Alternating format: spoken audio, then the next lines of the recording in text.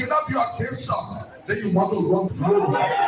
You cannot be a lawmaker that then you strike the law and we lay ourselves. Then you say you want to send back and then you waste your time. Nobody here can be for the government economy. But what we can be for is not happening and it will never happen.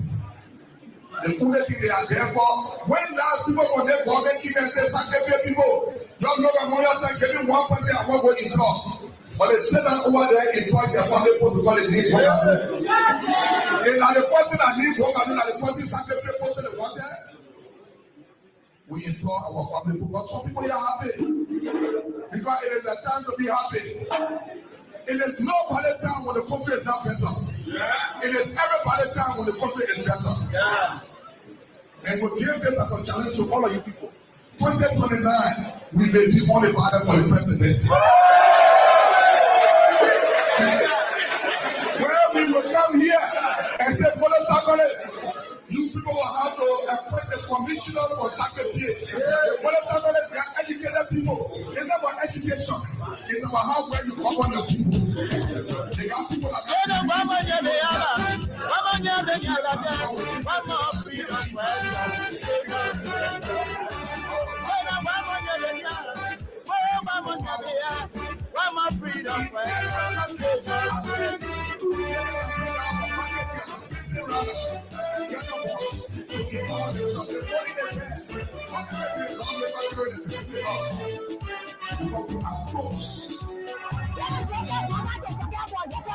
when they were coming, they said they were freedom fighters.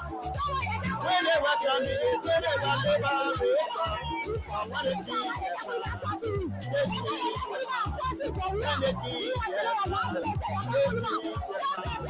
what kind of people is it? What kind of people? Freedom fighter, you may be now. Freedom fighter, you may be now.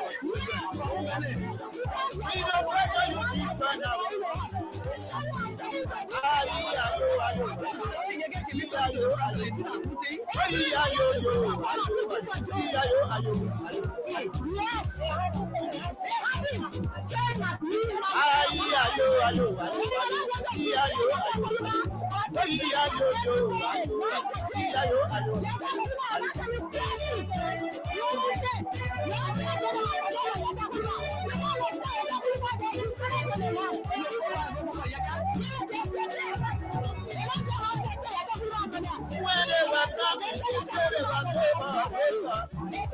When they were coming, they said they were liberators.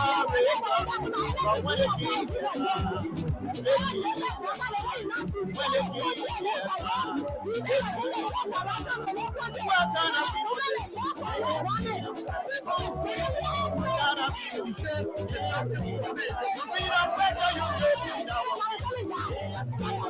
Freedom fighter, you gave me now. Freedom fighter, you gave me now.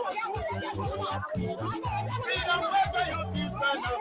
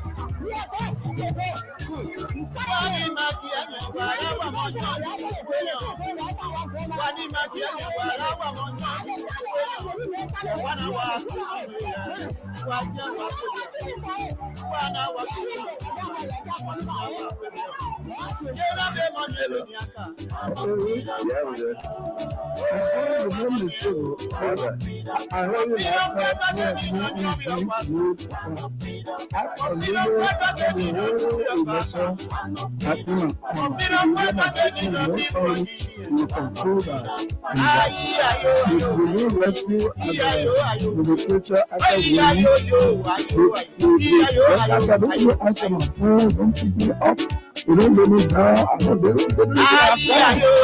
I don't stop. Because you don't know what is happening.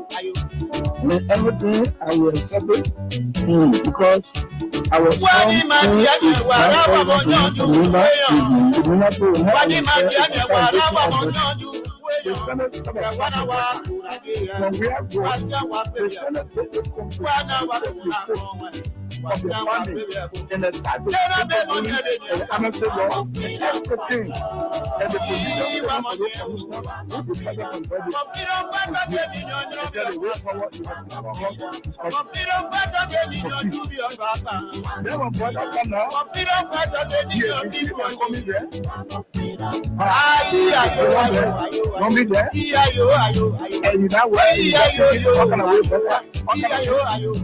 you want to go after people? Then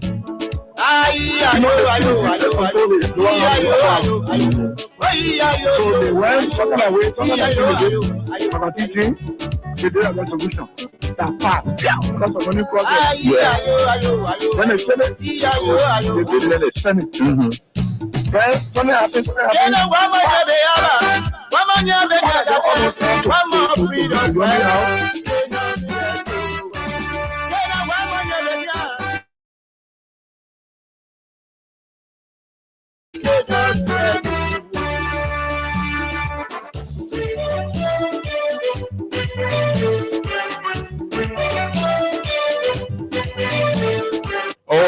Oh yes, indeed. What a great day. When they were coming, What a wonderful opportunity it feels when they were coming, to be back here behind these microphones to engage when they came, on the issues that matter to Liberia's growth and development. what kind of people they so? They are freedom fighters. And in life is always obvious. Two things are constant. You freedom fighter, you raping our women. One, that you will be loved, You killing our and two, that you will be hated. So you always have to approach life country. understanding that these two variables will be there no matter how good you are, no matter how perfect you think you're living your life.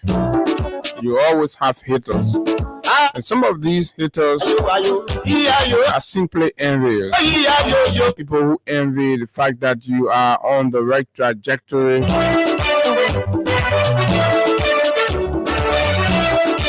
And the other thing is that you have people who admire and love.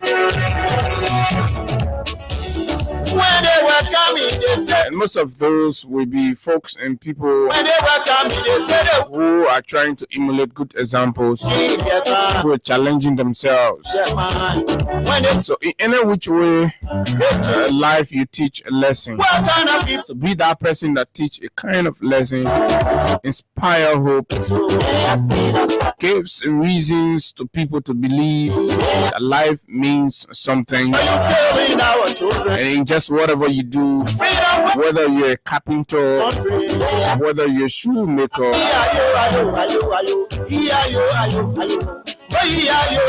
whether you're a plumber, give somebody somewhere a meaning to believe that, of course, life is worth living. That's what you call living an exemplary life. Oh, yes, indeed. No singular man has monopoly over knowledge. Be tolerant, accept others, state your disagreements peacefully,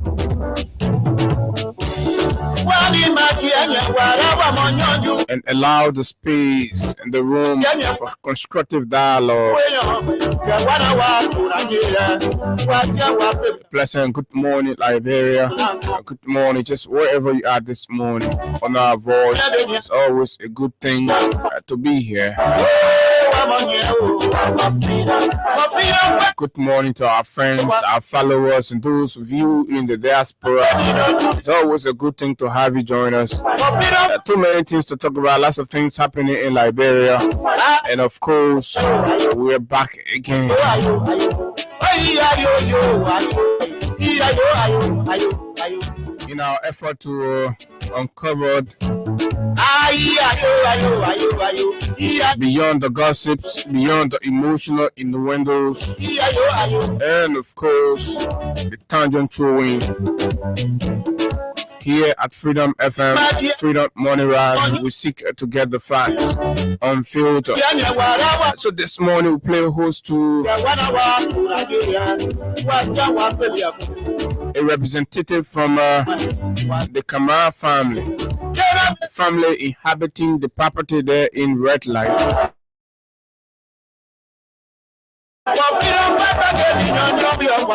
That eviction order that turned out brutal and chaotic, that have now drawn lots and lots of debate across different spectrums. But we go back to the genesis so that we don't lose the purpose. The day visit court eviction, the challenging the laws, the challenging the code. What are their own side of the story? Mr. Sekou Kamara will be right here at 9 o'clock this morning to give us the background, the in total of all you need to know from a family perspective, from a party perspective, in regards to the situation. Oh yes, right here on the big station, Freedom 87.9. In the meantime, between time, we rumble through other happenings, critical happenings in Liberia on issues of very meaningful concern to the nation's progress. Still drawing from last week, we want to have our time to talk about the president's statements on last Thursday to sack list. Just oppose that with the job creation program of the president and the government. The president spoke discouraging, if you may, cyclists to abandon cycling, motorcycle riding. Then the question becomes, let's just oppose the president's position with job creation since he became president. What the record shows, what the stats have, what are the reports telling us. Right within there, we make an opinion on the rightness or wrongness of the president's session. What more the president needs to do, and all that right here on the big station. Yesterday was a scene at the the court was jam-packed.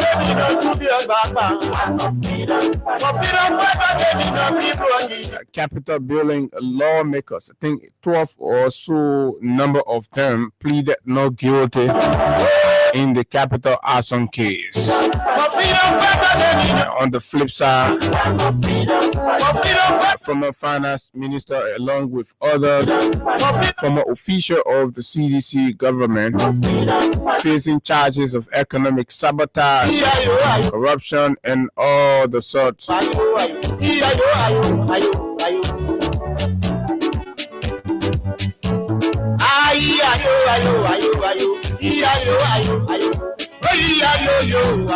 File a motion of prohibition into their own case, standing on the ground of immunity, drew out of the presidential immunity. Oh yes, interesting thing, interesting scene. Great republic.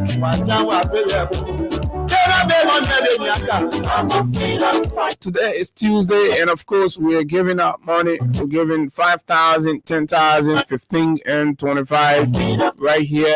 Star 255 star 1 hash. Just wherever you are, you're on the keke, the motorcycle, the taxi. Join us and make some money on star 255 star 1 hash. My name is Abu Sharif, fearless, bold, and pointed. It's always a good thing to have you join us right here on the big station. I'm going to take this break, and when we come back, we rumble through other issues making news right here on the big station. This break, we'll be back.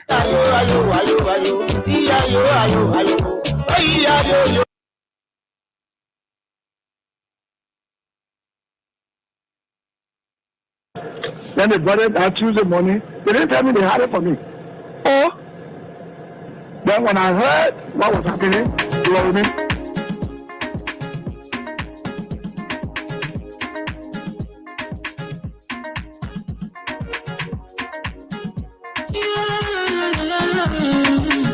It's about musical. There are crowds in many places. In every community, you know, you can see. So if you see crime, report it. Don't take law in your hands for your authority. But it can't take your law in.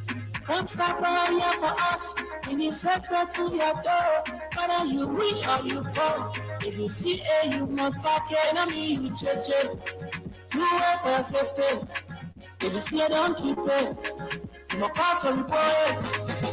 Crime stop, the people bringing safety to your door. Crime stop, stopping crime and make it peace for them before. Crime stop Liberia, from the center to interior. Crime stop, keeping us safe, the stopping crime for all of us. Crime stop, the people bringing safety to your door. Crime stop, stopping crime and make it peace for them before. Crime stop Liberia. From the center to interior, keeping us safe, the stopping crime for all of us. Crime Stopper Liberia is your community crime fighting partner. Don't take the law into your own hands. Remember, if you see a crime, report it. This is a message from your own self, Old Man Sam Sion. Crime Stopper, the people bringing safety to your door. Crime Stopper, stopping crime and make it peace for them before. Crime Stopper Liberia, from the center to interior. Crime Stopper, keeping us safe, the stopping crime for all of us. Crime Stopper, the people bringing safety to your door. Crime Stopper, stopping crime and make it peace for them before. Crime Stopper Liberia. From the center to interior, crime stop, keeping us safe, let's stop it, crime for all of us.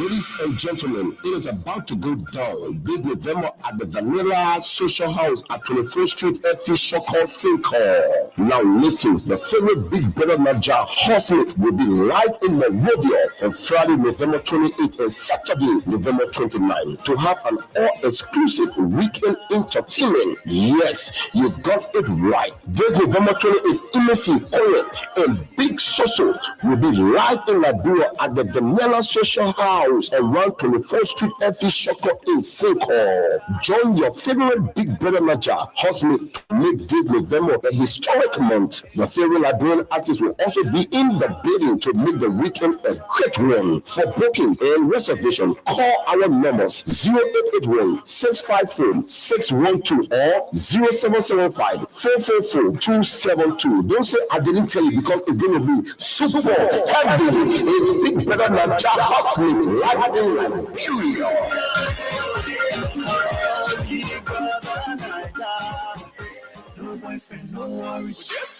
Do you want the professionals to fix your car, or do you need an original spare parts for your vehicle?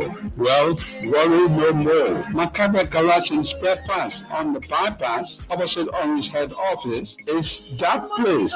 At Macabre, we provide the following services: mechanical, technical work, computer diagnosis and scanning, key duplication and programming, air conditioning, alarm system, and battle wagon spray. We also sell genuine and generic spare parts for Range Rover, Mercedes-Benz, Suzuki, Chevrolet Tahoe, Nissan and Mazda, and most American cars. The good news is that Macabre has its garage in the Bronx, New York, the USA, where we have a huge stockpile of Ford synthetic motor oil that is very good for your vehicle. Some of these oils, when used, can service your vehicle by itself for up to 4 to 6 months. We have gas treatment and fuel injector cleaner, original from the USA. We can get you any spare part for your car in Liberia from America in 4 working days, even if we are not the one working on your car. We also order spare parts for other garages in Liberia. We have a tow truck service. Get in touch with us. Just call 0778-324-567, 0778-320-366, or 0778-324-566. Macabre Garage and Spare Parts, Liberia's #1.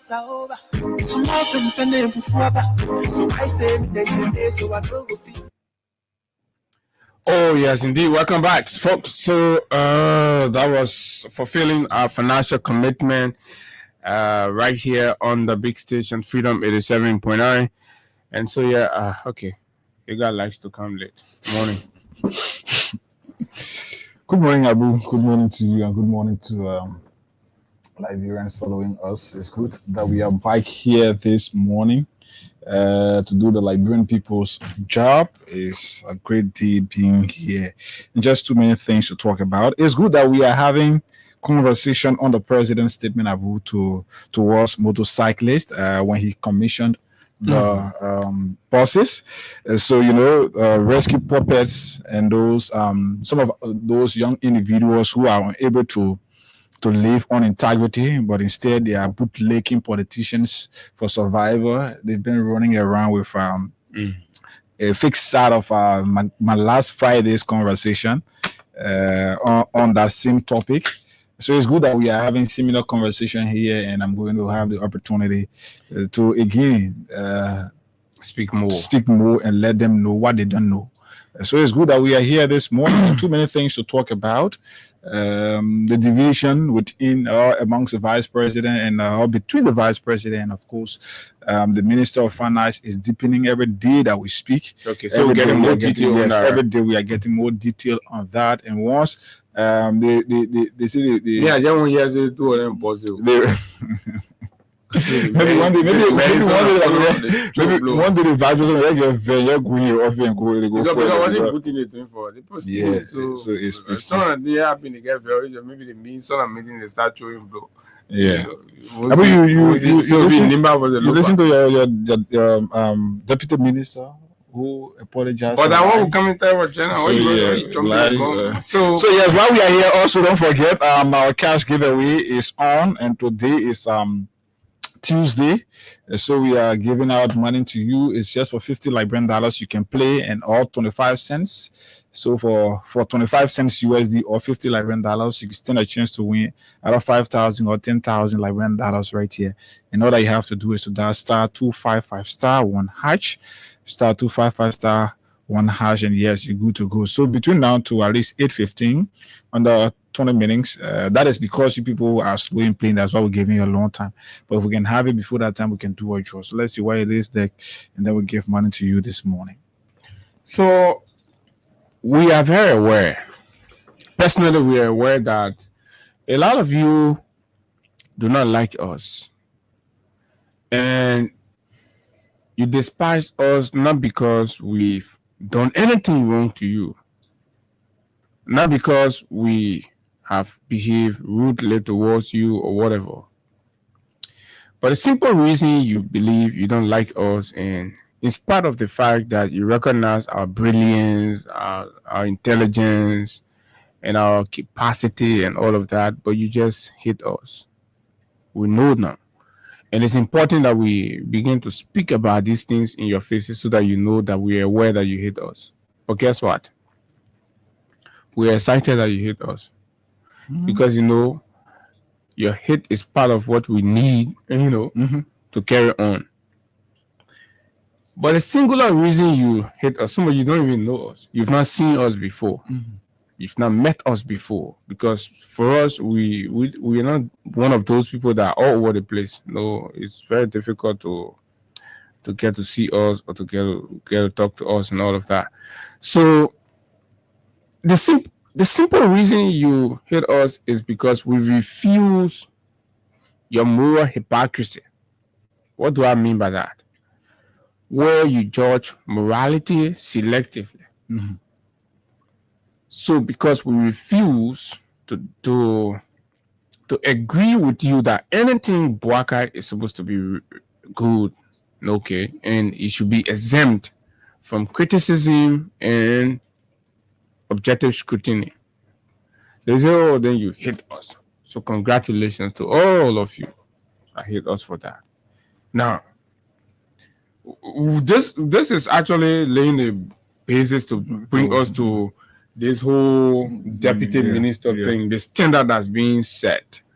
And every time we come here, we'll help you, educate you, and guide you on what is the truest essence of a responsible fledgling democracy in a country, and what are the tenets, and what are the attributes that everybody must seek to uphold in such a democracy that speaks to its integrity, and of course that speaks clearly about how purposeful the republic is. And those standards must remain constant across the earth, irrespective of who's there or not, right? So that's what it is. We'll keep reminding you about these vices. Now, recently, the president made an appointment at the Ministry of Internal Affairs, that which you should know and all of that, replacing a deputy minister that had earlier on resigned and left the country or left the job. So that appointment went to a fanatic, a lunatical Bouakai supporter, an extremist for the most part, for the lack of a better word, and a bigot, a clueless bigot. One of those who ran on abusing public offices and abusing leaders in this country to appease the political whims of Mr. Bouakai, gets rewarded the appointment as Deputy Minister for Urban Affairs at the Ministry of Internal Affairs, clearly validating the standard now in Liberia that in order to be appointed or get rewarded public job, you just have to show a demonstrated credentials of the past regime or other people who disagree with Bouakai, and then you get all of the attention. That is the standard in Liberia today. The president has demonstrated time without number. So that was not even the news. The news became when this lady went for her confirmation hearing. And we've always said there are a lot of you who believe that because people are in America means they're intelligent. No. Or because people are in America means they know what governance is. No. Or because people are in America means they know. Hey, no stupid people can move from Liberia to go to America. It's not DV. Right? You can be stupid, you can be disorganized, and of course, once luck falls on your side, you will go, right? So, and when you go, you can come back. So you stupid, you go, you stupid, you come back. So it doesn't change anything materially. So the lady went for a confirmation hearing. So took an oath. And when you do that, that means everything you will be saying has to be true, nothing but the truth. If you lie on the oath, You're hearing contempt. yeah, that's what the frameworks of our system has it as. So as soon you go to the point where they have to add the religious side there. That they swear for you to know that they swear You have to that kiss serious the swear. Bible. Yeah, so you got to take the Bible when you're Christian. You got to take the Quran when you're Christian. Because Muslim. yeah, when you're Muslim, right? You take the Quran when you're Muslim. You take the Bible when you're Christian. So to tell you how the state was serious about whatever and conversation that's going to be held under oath. But today, when people violate those oaths, it seems nothing is happening, right? So Fatima, for example, lied in her testimony. But just before that, Hagar, in any serious democracy around the world, if a nominee lies under oath about their credential, not anything, if a nominee lies under oath about their credential, the process is immediately cancelled. serious democratic in a serious democracy. But Liberia has lost track. And we'll get to the point where all of you agree with us that indeed the way the country is proceeding is unorthodox. But you're okay because you think it appeals to your UP sentiment or your Black Eye sentiment, all of that. Imagine reducing the whole country and, to UP or Black Eye, stuff. This is absolutely, disheartening. But that's what we have. So we have to make do. So that is the universal standard. Because, like I said, taking oath is very serious. You gotta go in case about you are swearing to God, you are swearing that everything you come and say that are true. If it turns out to be lie, if it turns out that you deceive, misled, right? You forfeit. Not just forfeit, but there's a punishment that you bear for that. Bro. Correct. But yet in Liberia, this is what happened. A nominee openly admits that she lied. So on yesterday, that our first time to see people do confirmation reset up. And you know that why on both field, why you go take the test again. So they lady went for the first time, she failed miserably. She failed. Then they sent her back again to go do reset up. And then when she went to do the reset up, the previous failure she made and argue. Remember they argue when we said that they let it lie her credential and the records and the facts contract did what she said. They say, oh no, the woman did not lie, blah, blah, blah. She lied. So when she went for the resetter now, she said the resetter I'm a Latin, so let me say the truth. She said the truth. Oh, Allah. And then in front of our senators, people who are supposed to uphold the laws of this country, right? And they sit there and made no bold, patriotic, democratic decision in her case to reject her nomination. It tells you how the legislature has become rubber stamp. And I see people like Dylan and Show voting, trying to act like, oh, they know what they are doing and all of that.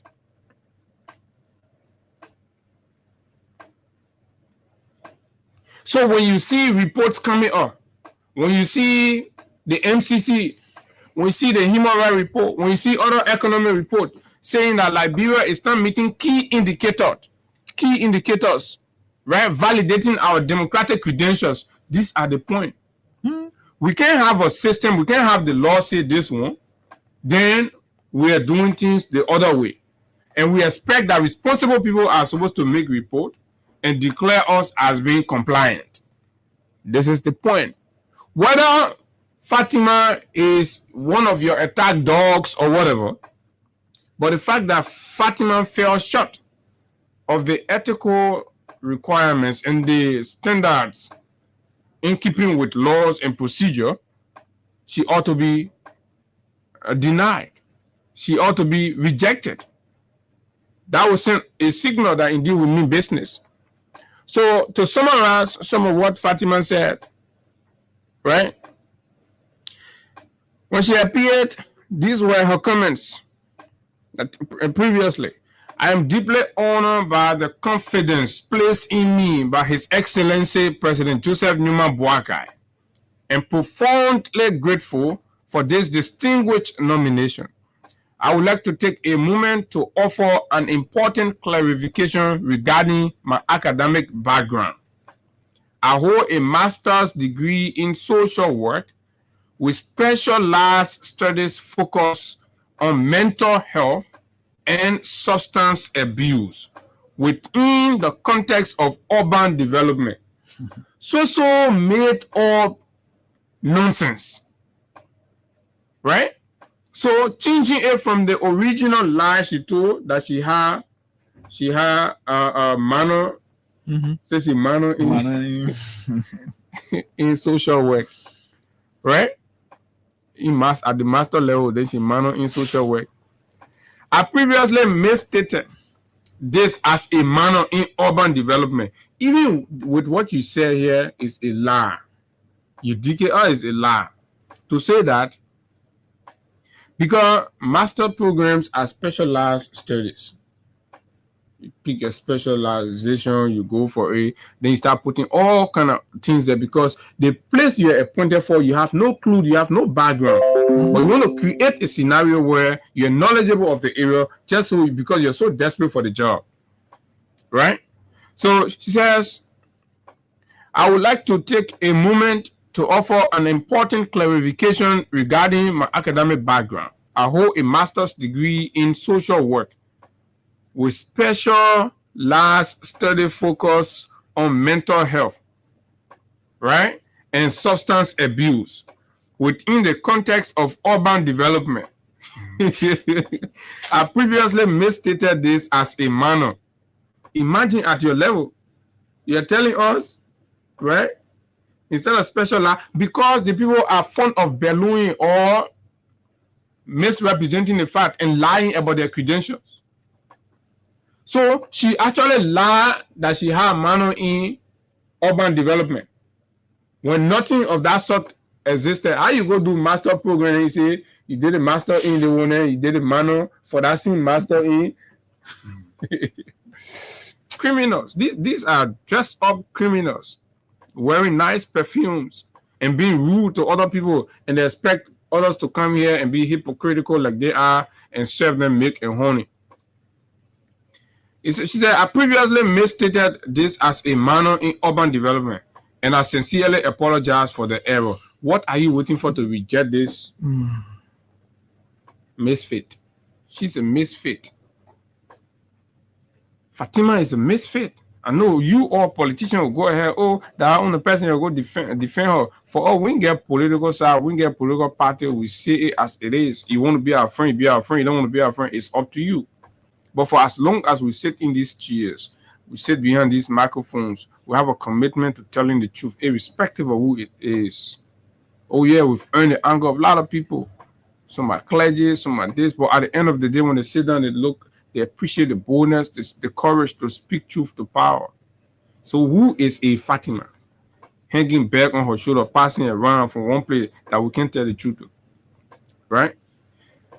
She said, my academic training is comprehensive and remains fully aligned with the competences required for effective services. Rescue liars. So here's the analysis drawn by a very good friend. So why this statement is misleading and why it matters, Ms. Bintu's clarification sounds refined, but when compared with King University's official academic structure, it raises major concerns about accuracy, transparency, and credibility. One, and to you, I say, even continue in her second, her recital or nomination recital. Yeah, confirmation recital. Right? Even at her confirmation recital, she told a lie. She spewed inaccuracies, misrepresentations of the facts, and all of that, just to sugarcoat things. King University does not offer the specialization she claimed. The MSW, the Master in Social Work program at King University has one specialization, direct clinical practice. But the senators are there. You're saying that you're being lied to. And you know, so they tell all the care in the committee room. Yeah. Say the other reason. Lie. Yeah. So the second lie, you go lie in committee room again. So all of you folks, fellow librarians, the country belongs to everybody. So take your time, take your gadget. Google King University, right? And research on its master program in social work. Then you know what are the specializations. That when you apply to master in social work, whether you can do anything, Binta say in Kush, say manner in drug, what in rehabilitation. So they're looking for something to attach. They say the record shows that the only specialization offered under this program at King University is direct clinical practice. There is no specialization in urban development, a blatant lie. And senators, I saw Kula posting, congratulations, my cousin. You see people doing cousin thing. You're running the country like cousin so thing. Abu, that's where you have to understand that this thing is not about the qualification or competence. is about the relationship and partisanship. Correct. So there is no specialization in urban development. So the first time she lied, she said minor in urban development. At King University, there is no minor in urban development under the Master in Social Work program. Then she came back. For the recital. She lied. She said specialization in urban development. So she changed from minor in urban development to specialization in urban development, which are all lies. Graduate level career track, but not name. Therefore, her statement creates the impression of an academic credential that does not exist in the university's catalog, folks.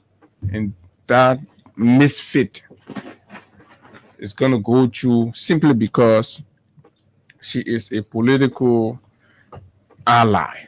And this is how the country is being run. And you don't want people like us to see it.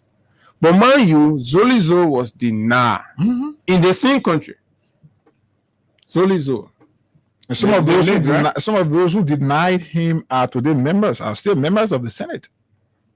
Ombudiki Wambudike. I don't even I forget. Right? Was denied in this country on false rules. Complete false rules.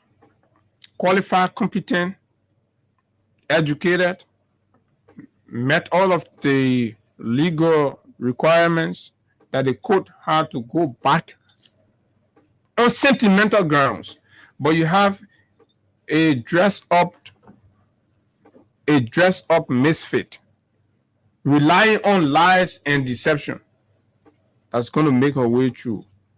So what is the essence?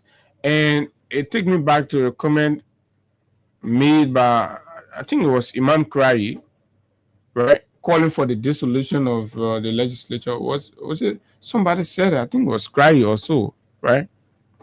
There is no purpose. What are their purpose? How are they assisting good governance in Liberia? It is hard time we bring the legislature on a proper scrutiny, because they are supposed to help national government. They're supposed to help. It's not garbage in, garbage out. That's what they're there. That's what they pay all those money. But again, this is what we have. So, Abu, you've read what the reality is. You know, I always told people it is always better for you to be your real self, because whenever you try to fake and you are somebody who couldn't forget, then you always bring yourself to public ridicule, public whatever it is. So the legislature or the Senate specifically today, they are seeing the action of Bendu as something that warrant celebration, because we will criticize it. They call us names. But these are the very same individuals who sat over there, like Abu said, in the case of Indubisi Wambudike, the guy who was appointed to serve as election commissioner for our country, the chairperson. Today, the very Senate, where we have Delon, also denied Zolizo the late. Now, Abu, this is where we are. It tells you what happened to the CDC. The CDC is always being sold out by people they trust or they need. When Zolizo and Indubisi Wambudike were denied, you had the pro tem there from the CDC. Who was that? Albert Tupachie. But today, the Unity Party senators at the legislature there are protecting their own. Once the recommendation or the nomination is from the president, Abu, no matter what you do, no matter what you say, no matter who you are going to be confirmed. Let's look at the case of Bentu that we're talking about. This lady went and lied under oath. And according to legislative proceedings, when you lie under oath, there is a punishment for you that is prescribed by their book. So you have somebody who sat before members of that august body, lie under oath, lie under the Quran, because she went as a Muslim. She lied and had the guts to kiss the Quran.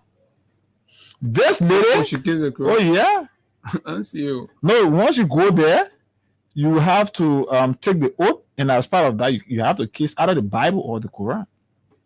That is the normal practice there.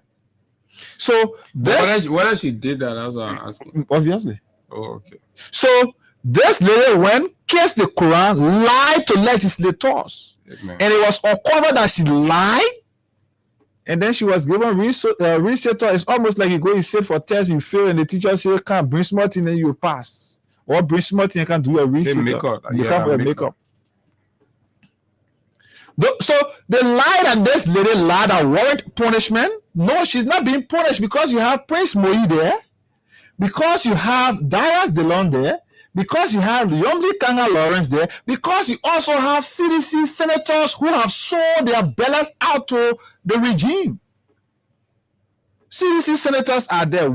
How many of them are speaking? Abu, whenever there is legislatively, whenever in the case of confirmation, the confirmation, whenever the president makes a nomination, that person is going to be referred or sent to the committee. Foreign affairs, you are going to go to the foreign committee, and they are going to do their. That's why they are going to call for confirmation hearing and all of that. And when they leave from there, after the nominees' presentation, they will take their decision as a committee. They will take their decision to the plenary, and that's why their book says, and even the law says, the plenary is the highest decision-making body of the legislature. So whatever is agreed upon by the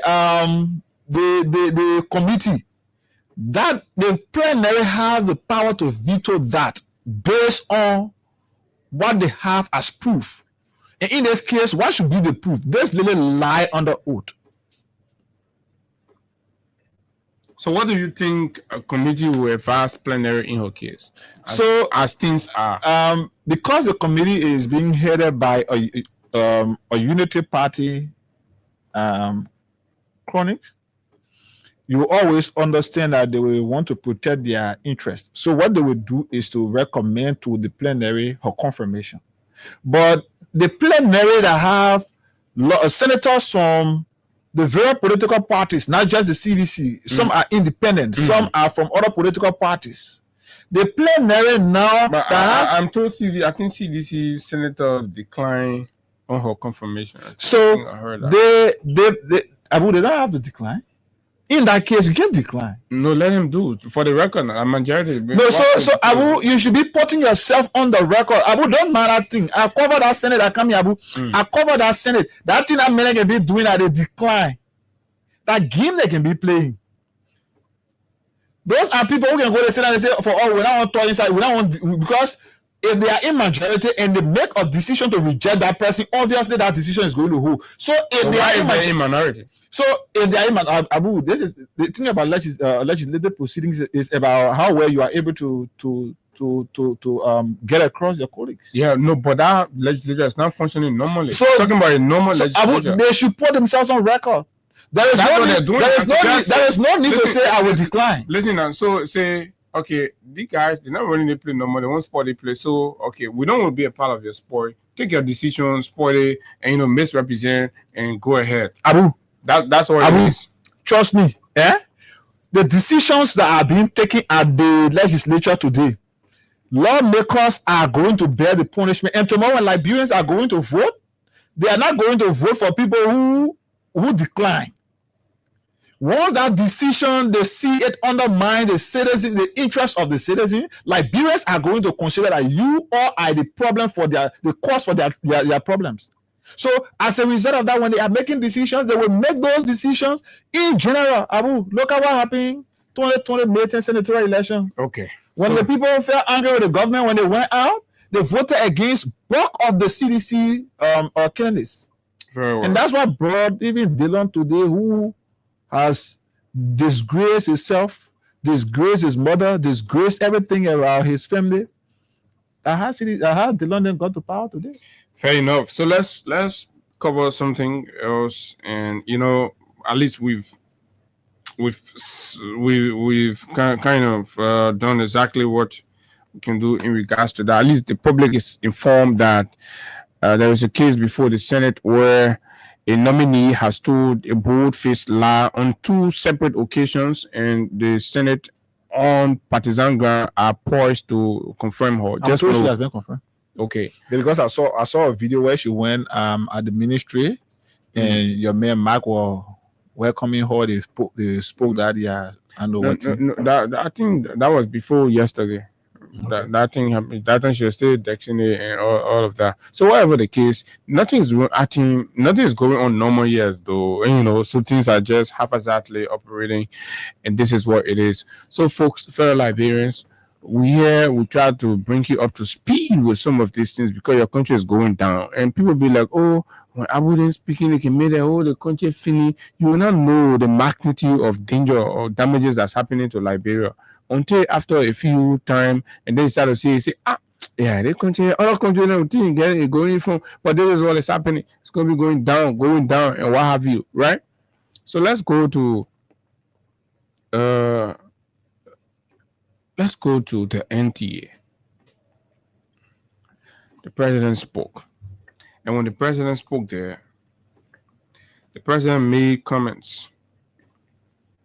Particularly, what the president thought to address was something that has to do with the level of unemployment. Remember, recently the U.S. MCC Compact released its scorecard grading the performance of the government on indicators, on areas of democratic concentrations, right?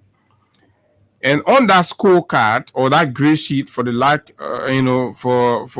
for those of you who prefer it that way, on the government's gray sheet as released by the MCC, the government of Liberia failed on job creation and employment opportunities miserably. Taking the CDC numbers from 100% government effort to create jobs to 9% in the country. That means for almost 2 years that Mr. Bouaka and the United Party has been around, they've done very little. They've done zero to create jobs, to create employment opportunity, alternative means for livelihood and survival, leaving a bleak hope for the youth, able-bodied men and women, and everybody so citizens are resorting to alternative means for survival. People are going to probably, their own self-business, they create small business venture, and all of that. The reports are equally terrible on that one as well. But however, this is it. So now, for many years, even before now, some Liberian youths have opted to considering motorcycle as a fast, alternative for employment, self-employment, or means of livelihood and survival. And it has been doing well for some. It has been doing well for some because some have used motorcycle to pay their school fees, to shoulder the responsibility of their families, right? And look after their elderly parents. So as you're condemning cycling, you have to go beyond and look at its impact. The impact that cycling is having on the life of the people who have chosen in the midst of lack of opportunities and all that. But the president said to these cyclists, that your future is not in motorcycle. Your children's future is not in motorcycle. Discouraging them to leave it. Then the question becomes, what is our future in? So what means have been created to lead us to that future? As we have been using motorcycle to guarantee a pathway for our children to their future. Because some cyclists, because these things, the issue about motorcycling started from early time coming all the way, right? Some people don't go to UL, they get a degree, everything, some of them get opportunity right now. So it's leading to the future. So if you say they don't have future inside, that debate, it can be defeated. Some have using it to send their children to school, right? Giving them career and skills. So the president said that riding a motorcycle is not a sustainable skill. It's not a sustainable skill, right? And I will agree to an extent. But equally so, like many other professional areas, motorcycling may not be a lifelong career path, but it can be a transitory means to a greater life for oneself, in that it has immediate economic returns that could address your needs in developing yourself for future tasks. So if you as a country and the government says people should forget about cycling, you're indirectly telling the people, say, sit down home, be idle, and then we who are in power that are taking salary every day will use you, will tell you what to do, will tell you where to go. You're discouraging independence, and that's not what the president should be doing. The president should be preferring safer and more productive means for these cyclists instead. This statement is deeply troubling, I believe. Thousands of young Liberians depend on motorcycles to feed their families because the government of Liberia has failed on numerous occasions to create any window, chance, or opportunities for the youths to get empowered in other areas, right? To be able to shoulder their own responsibility and look after their families. Let's start with the president's initial promise to the young people for ICT skills development. How did that end, Mr. President? These are the young people. The young people you failed to capacitate and empower when you took millions from the budget under a design scheme of thievery that you were training 20 or 35,000, 10,000 youths in ICT. Where are they? What job did it link them to? Where are they working? When is the next batch? And there was a promise of by June that I think 20 or 25,000 jobs for young people were going to be created, Mr. President. We are way in November and of 2025. How many jobs have we created as a government? Have you created as a government that these young people that you're telling to leave cycling could go to and start to survive by? Rather, Mr. President, your government has created 0 jobs, according to one of your biggest partners. In fact, they think that you have some pastors. You get pastor a son in the president office every day. They pray. You know what they're praying for? MCC Compact. They're praying for MCC Compact to come. The very people that are supposed to give you the MCC Compact says that as a government, you've done almost nothing to creating employment opportunity. But yet you mount the podium and speak to your citizens and tell them to leave their means of livelihood. And that is how disdain you feel about what people do. You know, everybody will not be at equilibrium. Everybody will not be at the same level. But you have to respect people hustle. If this man is hustling, like, most times, sometimes when we drive to places, we stop by, and these brothers that can be providing gas services to the different store across Monrovia, now everywhere you park your car, you get people to ask you for. So yesterday I parked at a particular location, and then I saw the guy. He's a security man, and then he was trying to play like he's directing me and all of that. So I started along. I say, times are hard. As a man, right? I have to understand that this guy here probably is waiting for a month to end, but he has his Family to take care of. family responsibility every day. Schools are in session. So I tend to empathize. Everybody got to empathize with people who are doing this kind of hustle. They're not beggar. They're not trying to stalk you, right? But just be man, especially for we the men. Be man and put yourself in their shoe. Please, you don't have to have everything. But when you see the security man, the watchman, the gate man, and when you go to places, is trying to be nice to you, please give them small thing. On that man, go home. That man, people there. Even at $10, $15, $20, at the end of the day, if that man get 20 person to give him $10, and you know, he gets something. At the end of the day, if that man get 20 person to give him $50, he gets something. So that his man that his man authority, his voice, he will maintain it. We have to be brothers keeper.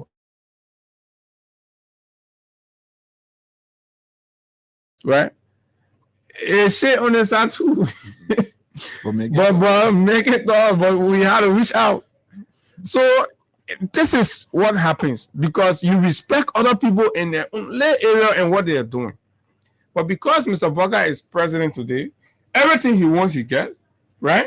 Mr. Bawkai thinks other people are being either lazy or uncivilized or irrational to thinking that motorcycling got future for them. So because you are rescued, you are in a privileged space. So you think the other people who are down there struggling to make life better, they didn't get sense.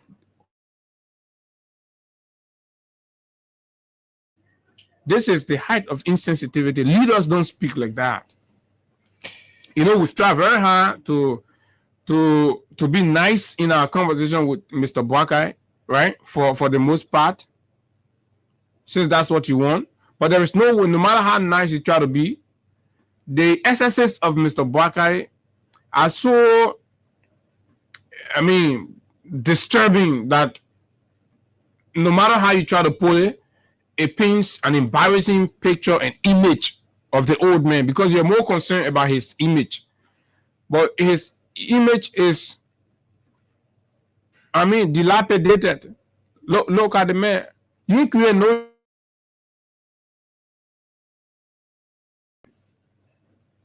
The 3 billion refinery in Buchanan up to now, the Basel people waiting. I'm on Basel Ghana all around waiting for the 3 billion refinery. Say, we'll come and go work. Nothing. Then you come, you develop the audacity to look in the faces of your poor citizens and tell them that they should abandon their hustle and sit down and wait for you. When you have made over 20 fruitless travels all of this country, you've brought in nothing, and everybody's and I see people are clapping for that. You think cyclists are not human beings? You think they're not Liberians? Some of you think you're better than cyclists, eh? Some of you look, cyclists are better than you. You are beggars.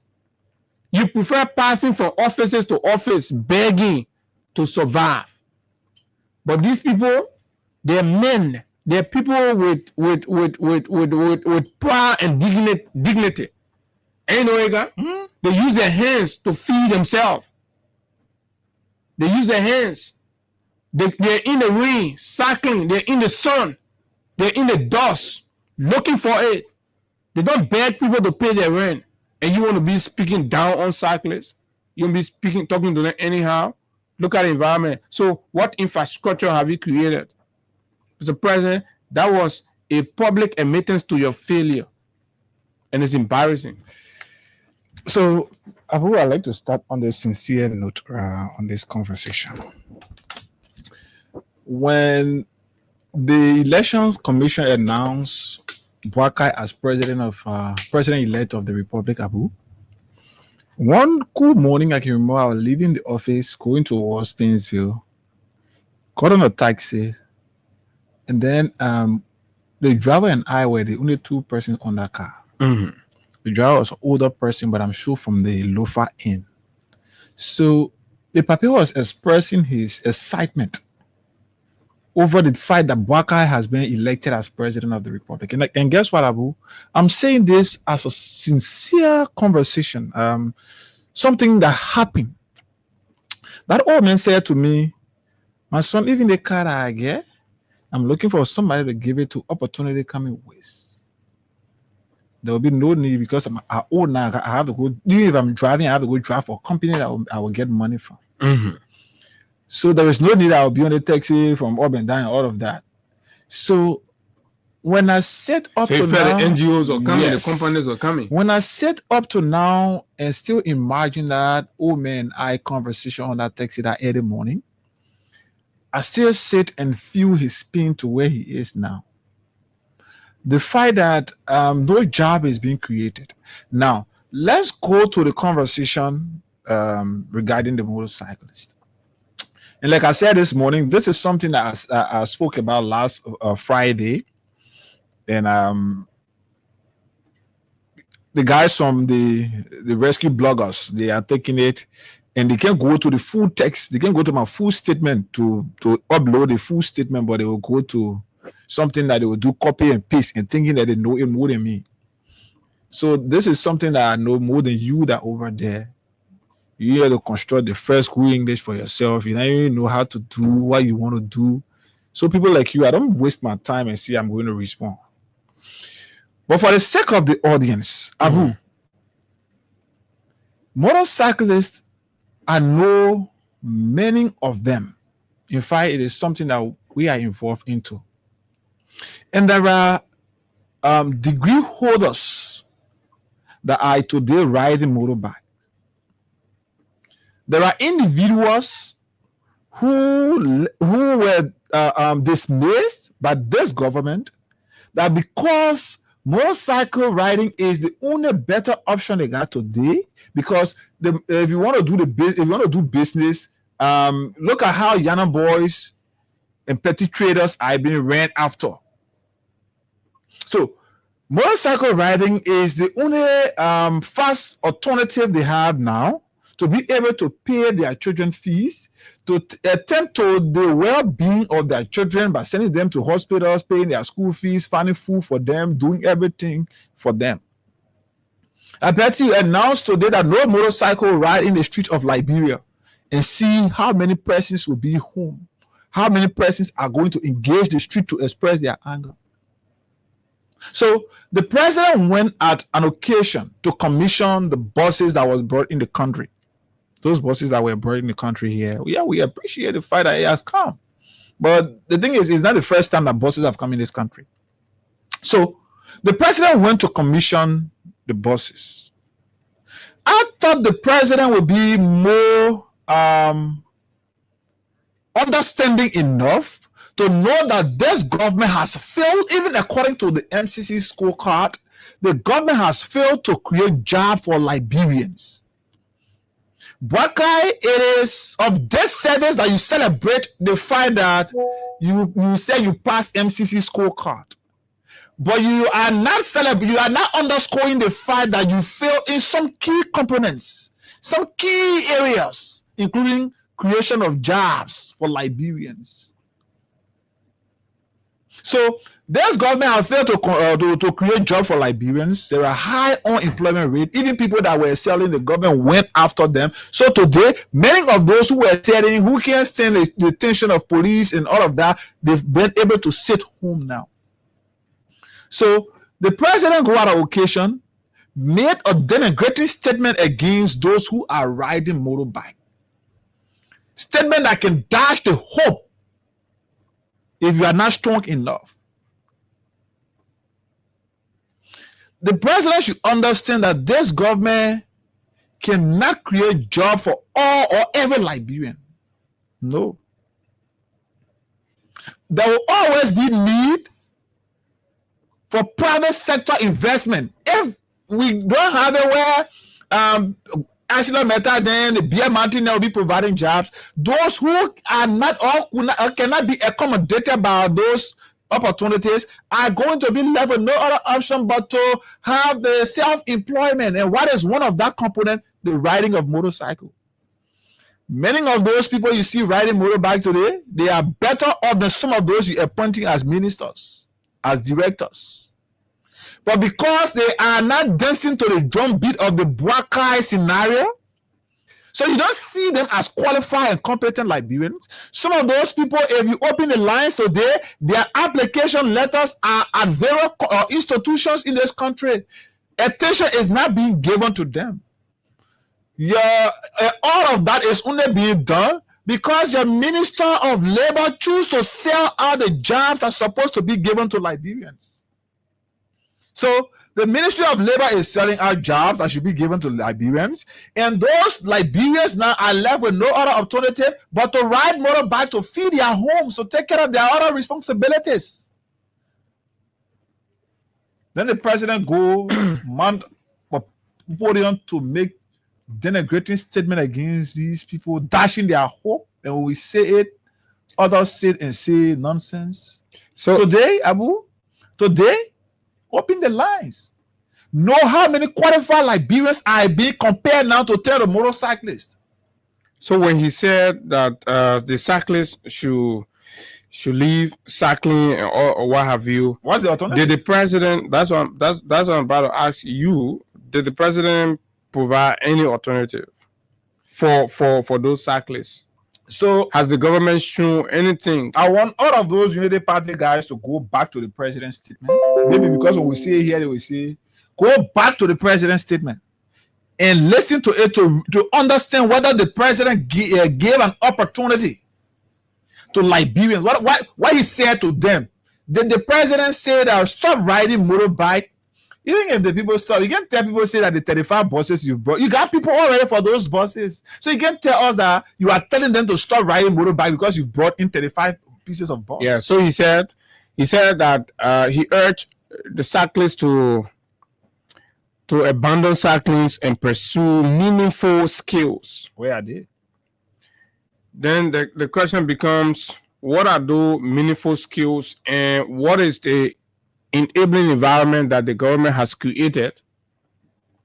It is not like the government has rolled out programs that people are refusing to go to and are rather cycling. Then we all will join the bandwagon to say, look, gentlemen, this other one provide you better, secured, and prosperous future than this other one. This is mostly immediate and not long term. So we will endorse you to pursue the long term development and, of course, a preparation over this. But the question becomes, where is it, Mr. President? It is one thing to say and sound so civilized, because this is at the cost of elitism. The elites are of the opinions that life is meaningful when you're in that cycle, doing the work color things, and every other thing don't make sense. When people go on the street to sell their small thing to survive, the elite in his car driving is not thinking about what push you on the street to sell, to hawk. No, they do not care about that. They're only disturbed by your physical presence. But the conditions that pave the way to get you there, and they are the elite. They are the one making the decision. They are the one dividing the envelope, right? Tomorrow we may most likely have Benedict Koluba here once more to look at the proposals and the decisions that's been made for 2026. 2025 we finish. So let's see what's in 2026, and then we'll make our verdict. 2024 we made our verdict here. 2025 we made our verdict. So when we have these draft budgetary, conversations, we'll make our verdict on how 2026 will look for you, and we'll encourage you to brace yourself and prepare for it. And every time we've done it, we did that, we come by here, we go through the same thing. Around those subjects. But this is key. It sounds good, it sounds pleasing, right? Do not see cycling from the narrow standpoint of young men just getting on motorcycle and riding just anyway, anyhow in the traffic. That is the negative of it, but then the positive. Its contribution to transportation across the country. Emergency situations are transported through motorcycle. And Abu, the government know how much they collected from cyclists just for recent. Right? How much million the government was able to generate. And they're saying all of those things. The president is having a position to say these things. Finance and other people to increase the taxes on motorcycle for revenue. And let me break this news to motorcyclists, those who are expected to buy motorbike. The government is planning to talk to the importers of motorcycle in the country, those who are doing the motorcycle business, who can be selling it. So, for example, if you were buying Bajaj for $850, and now because the way the government behaves to the cyclists, taking them from the street, the cyclists don't have the courage to go register, insure, and do all of those things that the government requested from them before. The government is now making efforts to talk to the importers of motorbikes that you will have to add the registration, the everything that they're supposed to get, you add the money on the motorbike money. So, for example, if all of the expenses you're supposed to make will come up to around 200 or 270, that 270 will be added to the price that you're supposed to buy the motorbike for. So don't be surprised when you go buy Bajaj a couple of months from now, and then they tell you, say Bajaj is around 1,100 or more. That is because when you buy it now, the government say, when you buy it now, forced to go register again. So they will not go, they take the registration money that the importers will be giving the money to them. So that when you be compared, so if you want to ride motorbike, you must be compared to buy it for 1,100. So that they're going to be dealing with the dealership. Mm-hmm. Not you anymore, because they understand with what has happened, what has transpired. A lot of you will put a non-compliant posture. Mm-hmm. You will not want to register your bike. You don't want to get all of these things. So they tell whoever is importing, you want to keep importing this bike. Will go to the keke. If you import 2,000 pieces, right, you have to make sure you deposit for their registration and what have you, and then you go out and sell. When you're selling, when the buyers come in to buy, right, all of those, you put all of it there. But I don't know how they intend to go about that, and let's see how they're going to rule that out, because the registration of the bike and all of these things, they are registered to owners. So if the government, it's the government, they will decide how they will do it. So how do you know that Hagar is going to buy from Masako or is going to buy from TVS? So what is going to happen? They will have their agent. So, for example, if I come to buy a motorbike from you, my document will not be pre-prepared.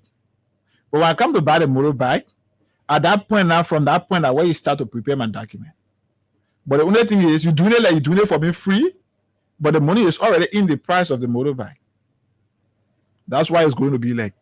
Okay, so folks, let's take course on this. That's a whole different conversation, but we'll follow the details. It's important that we keep our eyes open, because the government is desperate by every means. You hear the budget proposal, and I see people in the street celebrating.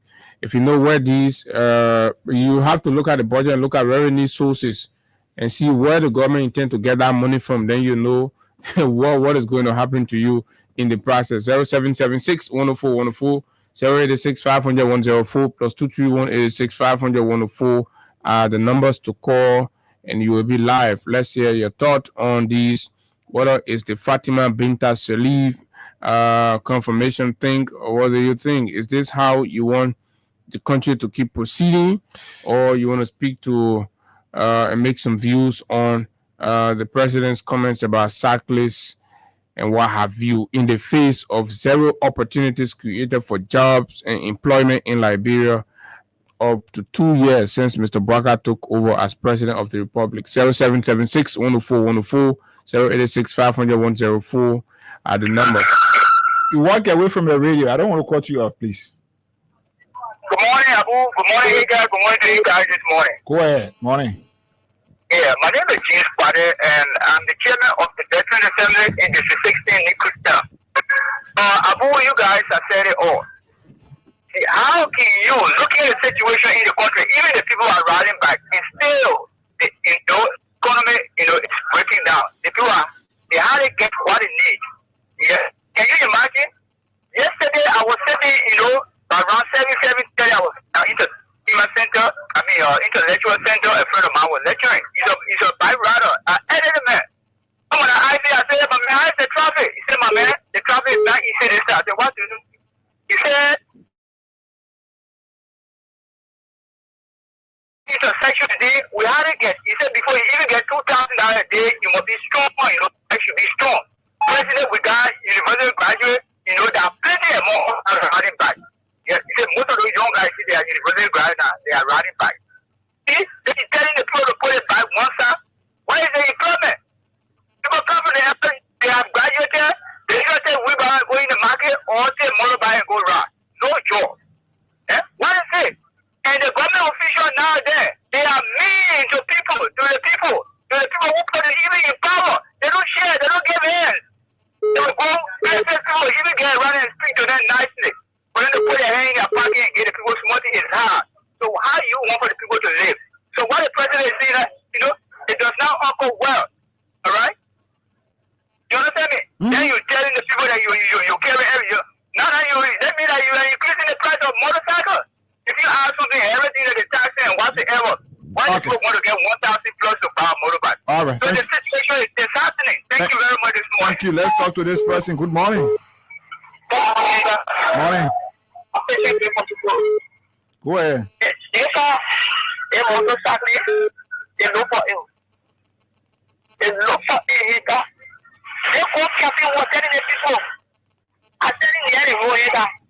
They won't get the way to see the motorbike children with black in their hand. We stand with the book at so we are bringing push, we are bringing the walk, we'll kick it up. We want it again. The next money, money. It's not the year and that. If you have money for you to take it up here in Ghana, there yesterday. They complain, oh, what to do it? They look for it. Why you so why you read? Okay, we have Okay. All right, let's talk to this person. The WhatsApp line is as well active. Good morning. Good morning. Go ahead. *255*1#. We'll do our first goal. What's the rest of it? Go ahead. Good morning. I'm Sherry. And my name is George. Local Papino, and I call you this morning for President. I'm listening to other people. Yes, even though the motorcycle is made a mistake. So some of them that a rescue mission was the best opportunity. They are disappointed to the same.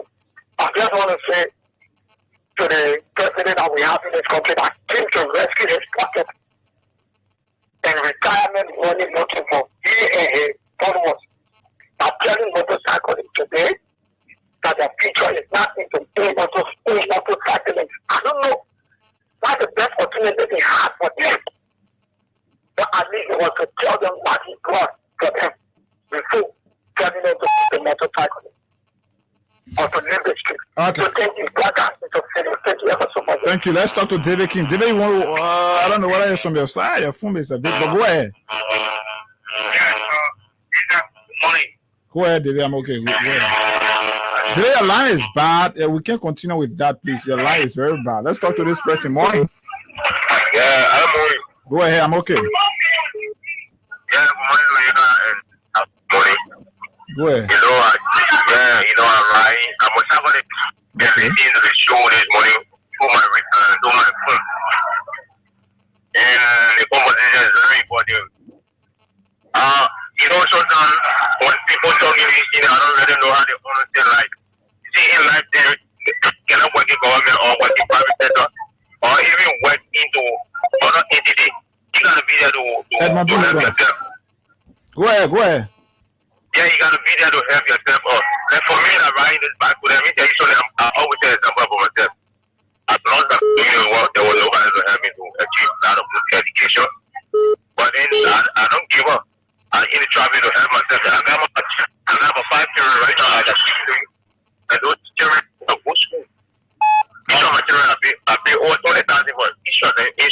Okay. But other people don't understand what they see right motorbike because you don't get what you All right. the way they see the culture money, everybody will be part of that. Thank you. Let's talk to Edmond Carr. *255*1#. We'll do a draw just very shortly to give money out to somebody. Let's get 3 persons to play. Edmond, good morning. Good morning, Higa. Let me say good morning to Abu. Great show.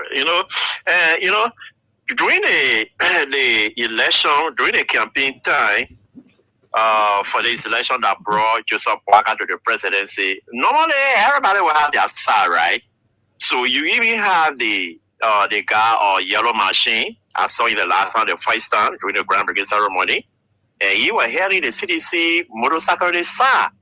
So what we are saying here is the inability of Boakai to create the everyday environment for the people to also or to find an alternative for them. Because if you come to tell me, say, you are here on the street selling in a wheelbarrow, and that is not a livelihood for you, what are you putting in my hand? We should say, praise be to God, that at least the guys have been able to also motorbike a keke. Now look at it this way, Higa. If you take away motorbike a keke from this country, you think you will even drive? You think you will even have the means to even go in Freedom FM studio? It's going to be a chaotic situation. But the president, the party president, when he is speaking, he talks as somebody that is on the mind. No. Edmond, I think that is not the way to say it. Basically, what they communicate is that the government speaks for a certain group of people and they do not care about the rest of the people. That's how it seems to me. Yeah, but something you look at the security implication, because when the economic situation is not okay, you look at the security. But before the president come to the public to say those things, you should weigh all sides. What is the economic implication? What is the security implication? If we do away with all of the motorbike, send them by to go and sit down and wait for jobs to come because motorbike riding out will be a livelihood, we let go all of the keke rider and then go and wait on the to bring job. What is the economic implication? What is the security implication?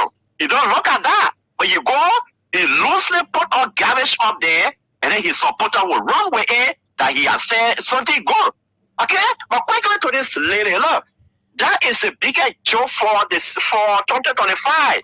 Reset up for confirmation hearing. You know, that is clear. That is a bigger job, and we are going to run with it. The lady have gone flip-flopping. You know, that the first time in the history of Liberia. And then these are the senators that we have over there. Oh, they say, Johnny Pay, and you got money that Johnny was there, promoted. Oh, yeah, you got all of the money. Yeah, yes, he even has. He even said it. What is the contribution to Liberia?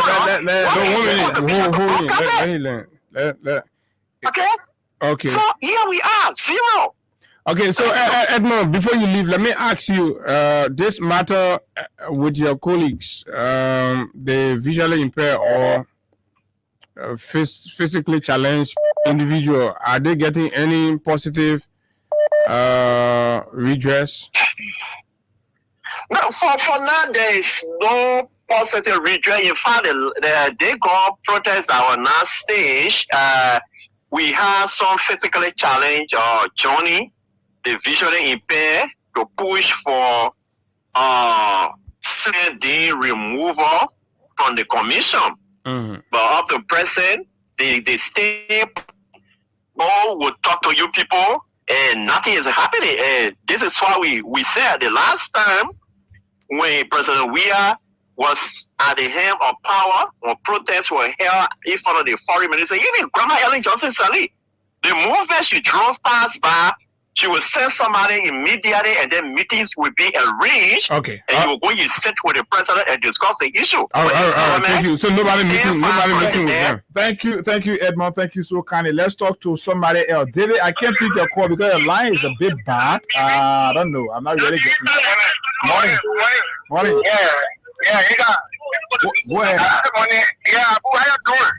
Mm-hmm. Even Good, students are the common board chairman and I joined from Stockholm District 4. Go ahead, sir. And for the record, let me see your record. I'm a motorcyclist.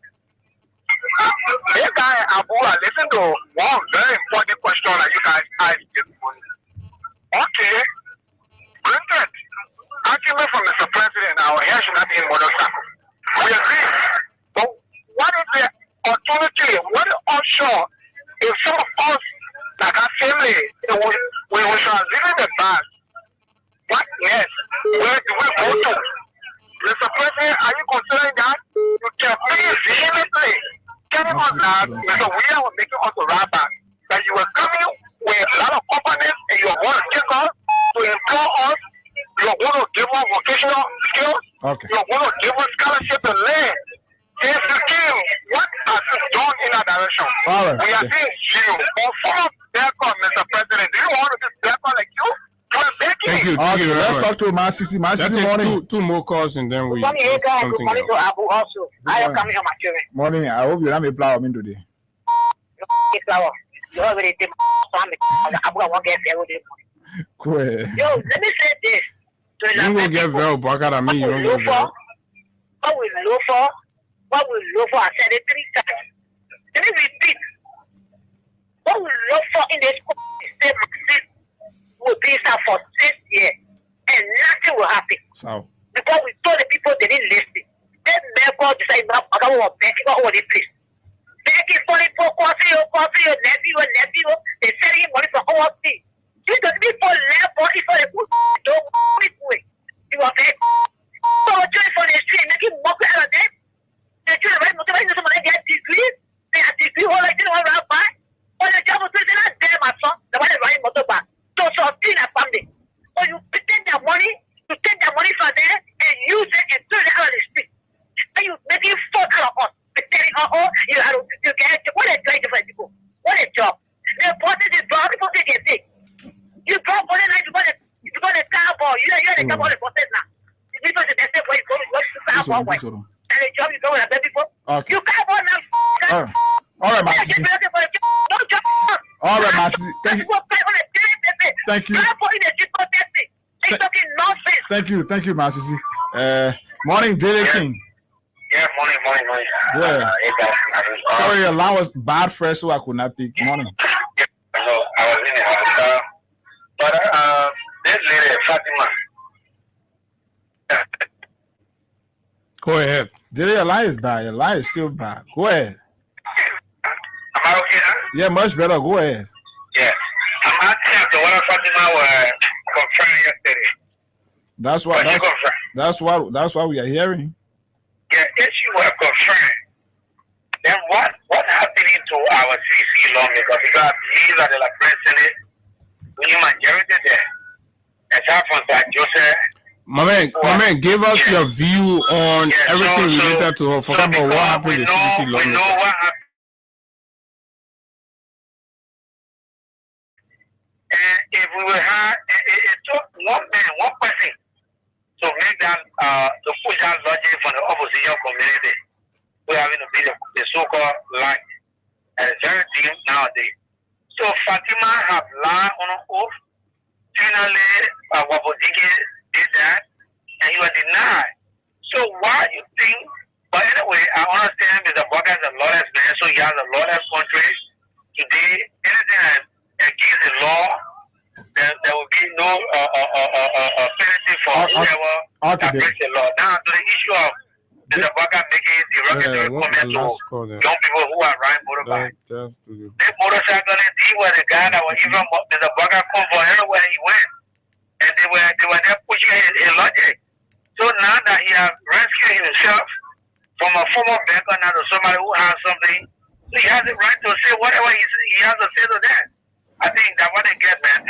Thank you. Thank you. That does it for the call-in segment here this morning. Right here, there is this video. I want to get some of us. Okay, so that's it, folks. That's how much we can do right here with this one. Let's take a short break. We come stop on Liberia as we get set to speak with our guests. We told you earlier that we will have somebody from the Kamara family there with respect to the land dispute, right? That saw a very hostile and chaotic scene or last week Friday, right? So let's take this break. We'll come back. We'll talk to Sekou Kamara. This break.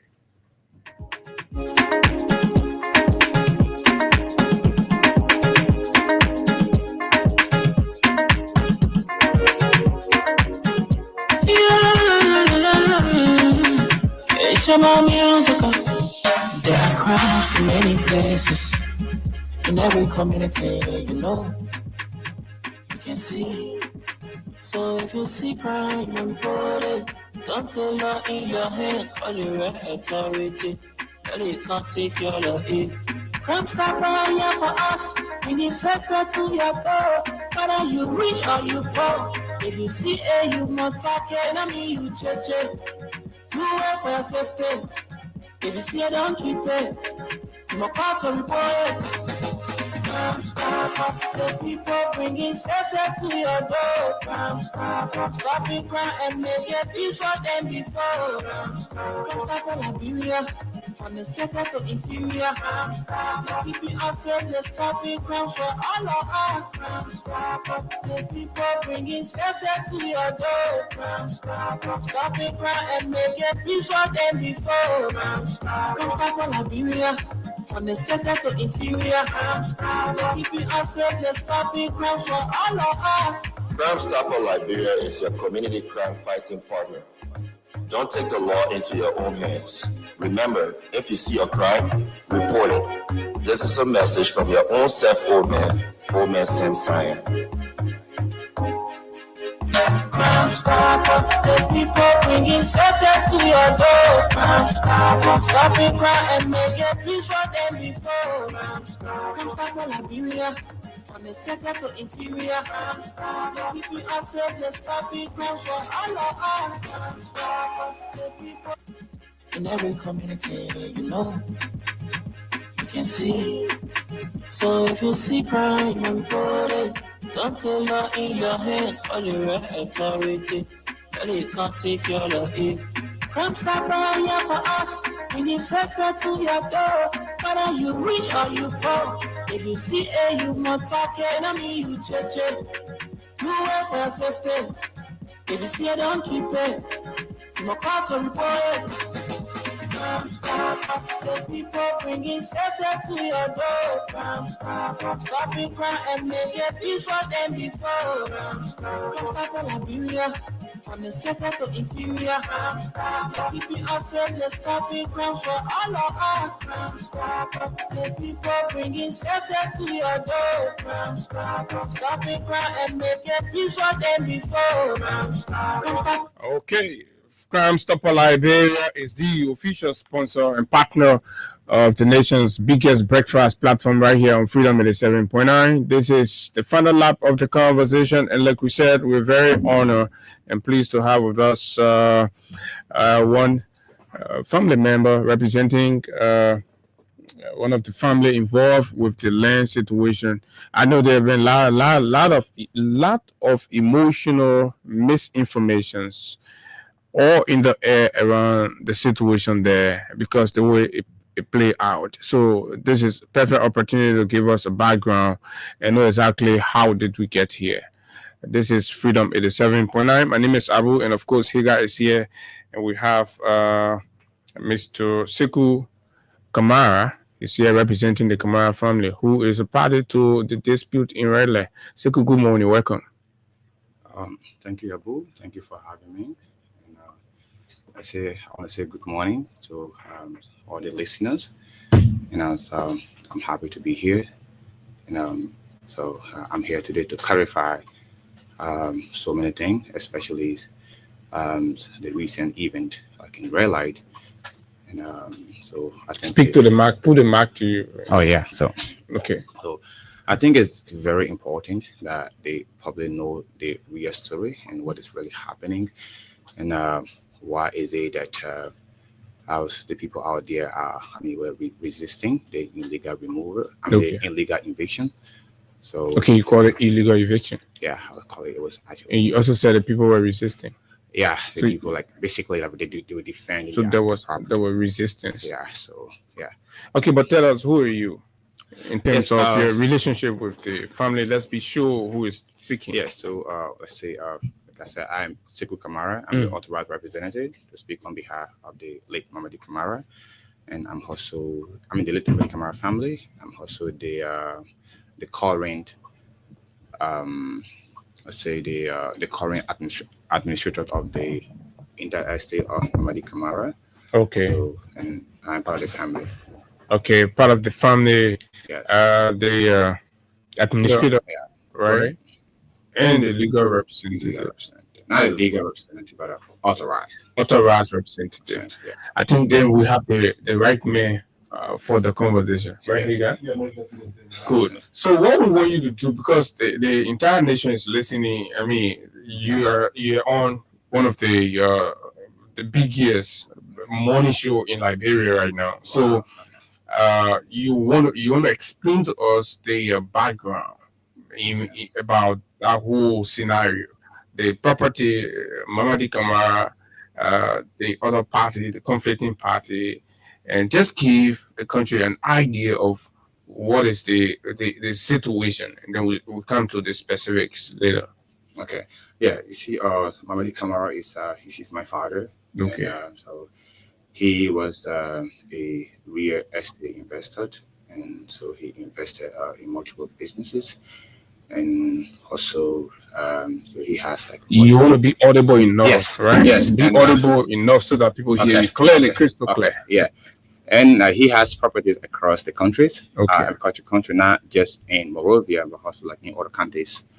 So Mamadi Kamara was a best friend to Batum Keita, Okay. and Batum Keita came from Mali. Who is Batum Keita? Batum Keita is the father of Mohamed Tanja Keita, the guy who is claiming the disputed property. Okay.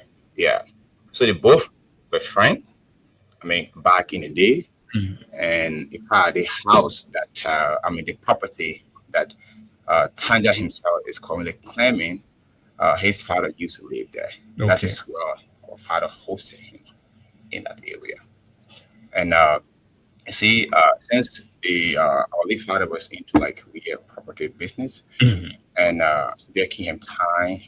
Batum Keita, let's say the father of Mohamed Tanja Keita, was interested in purchasing a property, and then our late father was like, "Okay, so there's an opening somewhere. I will let you know." Okay. So when the time came, there was an opening somewhere around the Omega area. And he found Batum Keita that, oh, okay, we have an opening, so we can buy some parcels of. Meaning there are properties in the Omega area for sale. In the Omega area, yes, for sale. So when he let Batum know about that, Batum was excited, and they went there. I mean, he was leading, Okay.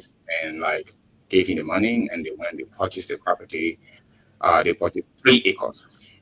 Okay. 3 acres parcel, and like one for my father himself, and one for Batum Keita, and the other one for Lassana Kamara. So also one of our uncles. So I mean that is how the whole thing like started. So they purchased a property in Omega, like together 3 persons, where they are all adjoining neighbors. Okay, so the friends decided they got information about property in Omega, and they decided they put the money together. They went there, they bought the property Yes. among themselves. Yes. And each of them pay actually $1,000 per acre. Okay. Yes. And each of them pay $1,000 for 1 acre. And it was all purchased the same day. However, like my father. What year are we talking about? We're talking about 1989. Actually. 1989. 1989. Okay. So yeah, that is how that property was actually purchased. But the current disputed property was purchased in 1974. 1974. 1974. Okay. And it has different neighbors.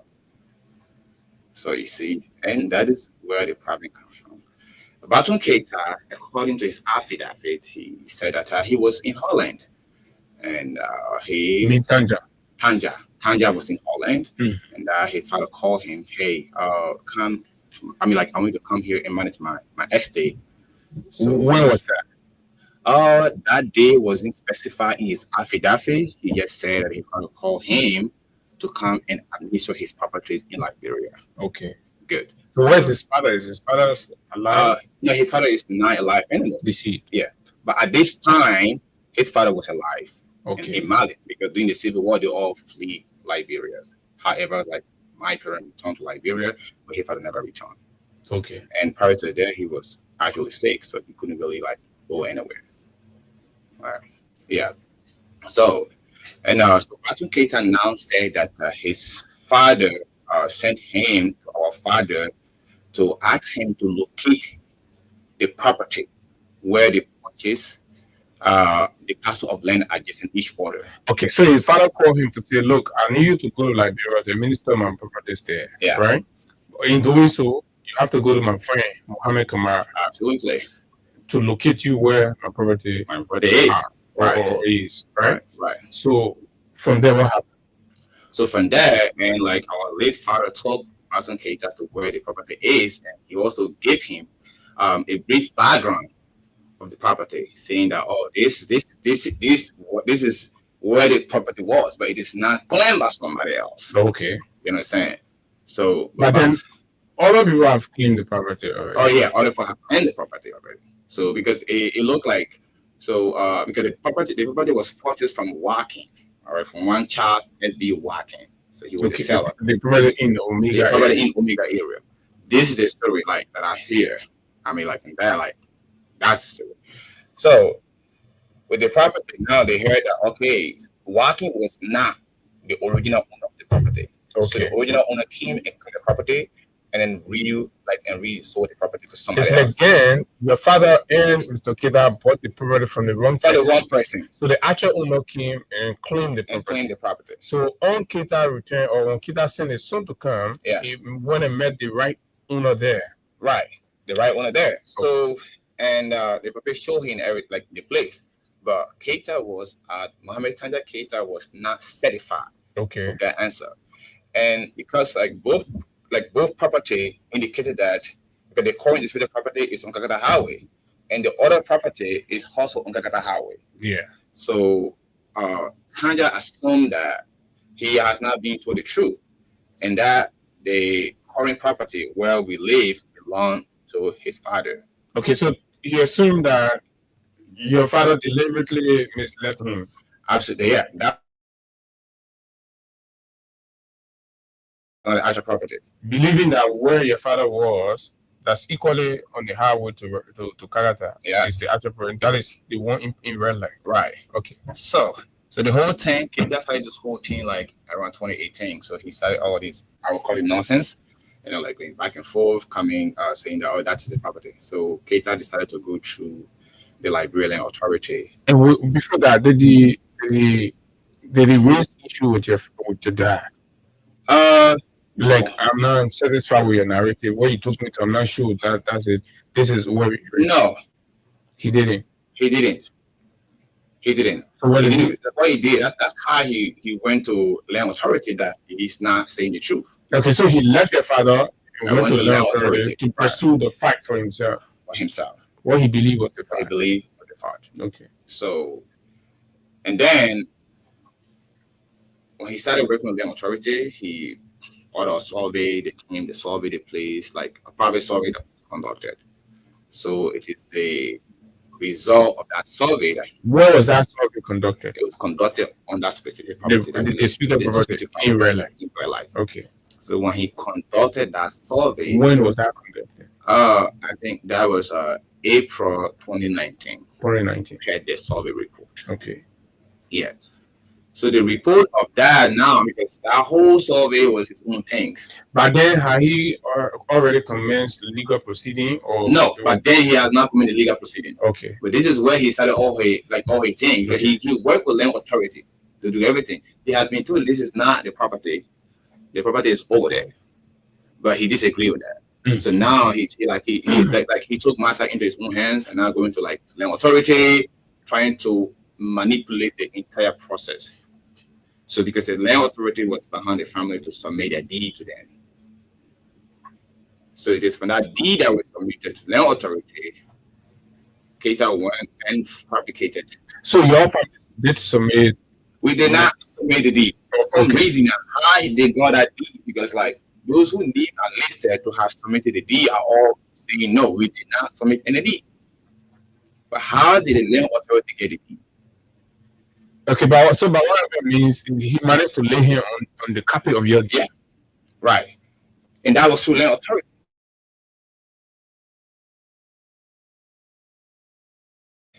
1909. Another deed for 1909. There is no change of title, absolutely. And what is the 1909 deed say? Well, the 19 is Aboriginal deed, but he said that it's a public land sale deed. Contrary to the descriptions of what is written on the deed. And this is something that was actually raised in trials. For some reason, there was also a no. Okay. It didn't take into considerations. So, like, to summarize it, he had like conducted a survey. Okay, so the law authority with Keita, they conducted the survey, and what did the survey generate? So the survey, like the survey report says that yes, that is the place. The red light area. The red light area is the place his father purchased along with his father. How? So did the law authority present a report with their office, from their office, indicating Batuli having property in that area? Yes. In fact, they said that we are occupying the place illegally and that the area belongs to Mamadi Tanja's father. And they produced that document? They produced that document. From land authority? From land authority. So, I mean, like, land authority is not in position to determine who owns the property. I don't think they have let's say that authority to say, okay, the property belongs to this guy. Only the court can do that. But the guy who conducted the survey, he said that, he declared Mamadi Mohammed Tanja Keita as the rightful owner of the property. So now that Keita used that document to sue us. So you used the document from the land authority to go to the court. Okay. Everything that we did is court. The matter has not reached to the court. The matter only reached to the court after he conducted that fake survey and using that report, attaching his deed, and then file his complaint. So just in relation to the issue involving the family of you say what is his name? Abatun Keita, and of course the land authority in your family. You've said all of the names mentioned to have given their deeds did not. In fact, they declared that they did not give their deed. Yeah. Why was the step taken by the family of yours, your family now, to at least call the attention of, maybe since it is this way that we are now understanding what is going on, this was a calculated plan by them to get your land away from you. So what did you do in terms of reaching the legal system of our country to ensure that the right is, because if somebody goes to an institution and allegedly forge documents, warrant court process. Definitely. That is exactly what we are supposed to do when the whole process initiated. But it's like when they came to the family, he said that if you want me to submit my deed, you have to go to the court. Once you file in your case, I'll reply with my deed. Okay. This is why he consistently told the land authority. So every time they come, so he would tell them. But what really happened, like the land authority, like over the fact, because and they claim that there are people that represent us over there. So you cannot represent. Like for me, I have the power of attorney. All right, all those are submitted the deed. Like they have no power of attorney. And the Keita guy, he has the power of attorney, according to record. So like he was accepted to do like everything with power of attorney, but for us, like it was an easy way to do everything. Like just let that door open where anybody can bring anything to the family and then you accept it. You cannot submit a deed if you are not a legal representative of the family. And all of those guys are denying that they never submitted a deed. Then who submitted our deed to land authority? But that's a question that you often have to find answer to. Well, so and those whose names are listed to have submitted the deed have all said, no, we did not submit the deed to land authority. At that point, didn't you think that there was some future thing going out that you needed to embed the necessary checkpoint to? Yes, like we never got to see these things until the guy filed the complaint. Okay. So when he filed the complaint, he attached the report of the survey to it. So going over the complaint and the survey report, we were able to obtain these information. And our lawyer actually respond accurately to the survey, saying that it is fraud and misrepresentations, and that it does not represent the actual location of the property he's claiming. Okay, so let me understand one thing. The document that were obtained from the land authority by the Keita, what year was the document? Sorry, you want to repeat that? The year. I mean, I'd like to know, because he said he obtained some documentation. Yeah, that was the survey report. Mm-hmm. The survey report. Yeah. Because when the survey was conducted, of course, there had to be a report. So that the result of that report will now quantify his case.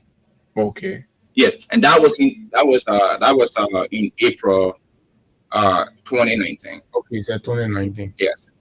But I thought he initially obtained some documents from the land authority saying that place is his instead of yours. No, it is based on that survey report. Okay, so land authority used the survey report to claim that the property belonged to Keita instead of the Camara, right? Right. Okay, so let's go to when he went to court. What happened? Yeah, it was because that was an opportunity for you to equally present your facts and argue, right? Because there's no opportunity. Yeah, what I just explained about the report, we are not even in court. I know there's no court yet. Yeah, so we're going to court now. So we've already obtained that, and they used that to file a complaint. Right. Good. And then you were invited. And we invited. Okay. And we applied to the complaint with our deeds now. All right. And all the allegations, I think there were, if I'm not mistaken, probably like 16 count. And we had counsel say, but then, so and he tried to strike everything down. So you see, he talked a lot about misrepresentation and fraud, this is not the right place. And presentation of fraudulent deed claims and all that were actually mentioned, so which was actually cleared. But for some reason, this escalated this to this level.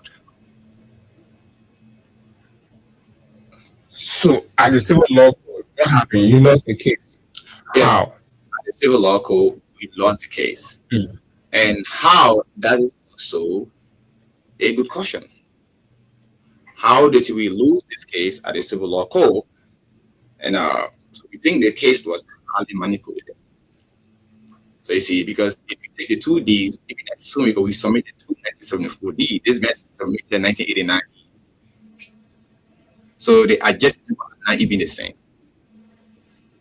He submitted 1989 D. He submitted 1989 D, and we submitted in our response 1974 D for the current disputed property. Okay. And the neighbors are not the adjacent property? No, they are not the same. All different. On the 2D. But even when we went for the Jewish fires, what really happened? So I don't know. The jury confirmed that the guy, the area belonged to the guy, the Keita guy. So relying on the information that was presented. But if you take a keen look at the 2D, for that place, they are different.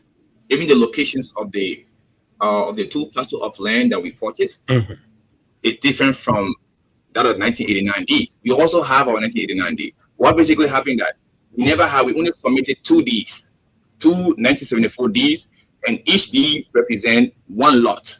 Okay. Each D represent 1 lot. And then he submitted his 1989 D, which represented 1 acre. His portions of land has 1 acre. We also have an acre based on the deed that he had, and another person also have an acre. So 3 acres altogether. But the guy, where he's claiming that the survey only gave him 2 lots from his 1 acre. Because the right document is not being used, so the survey result gave the guy only 2 lots. And he agreed to settle for that. Right? He agreed to settle for that because that is what the stopping code says. I mean, because the stopping code affirmed to that report from the lower court. So if we have to go by that, he filed for 1 acre, he was awarded 2 lots. Then where is his meaning 2 lots? That was a point of problem during trial. But for some reason, that was a no. This man here said that he owned 1 acre of land. But because we only presented 2 1974 deeds, and each of which represent 1 lot. Okay. And the question was, where is our remaining 2 lots? And we said the deed was not available by them. Because during the war, a lot happened. Like people travels, whatever the deed was actually hiding. Like the Republican, he had everything in his suitcase. And it was there. So that wasn't discovered until he passed away. And they like going through his the other lot. Yeah. So going through his attempts, we were able to uncover all of these deeds.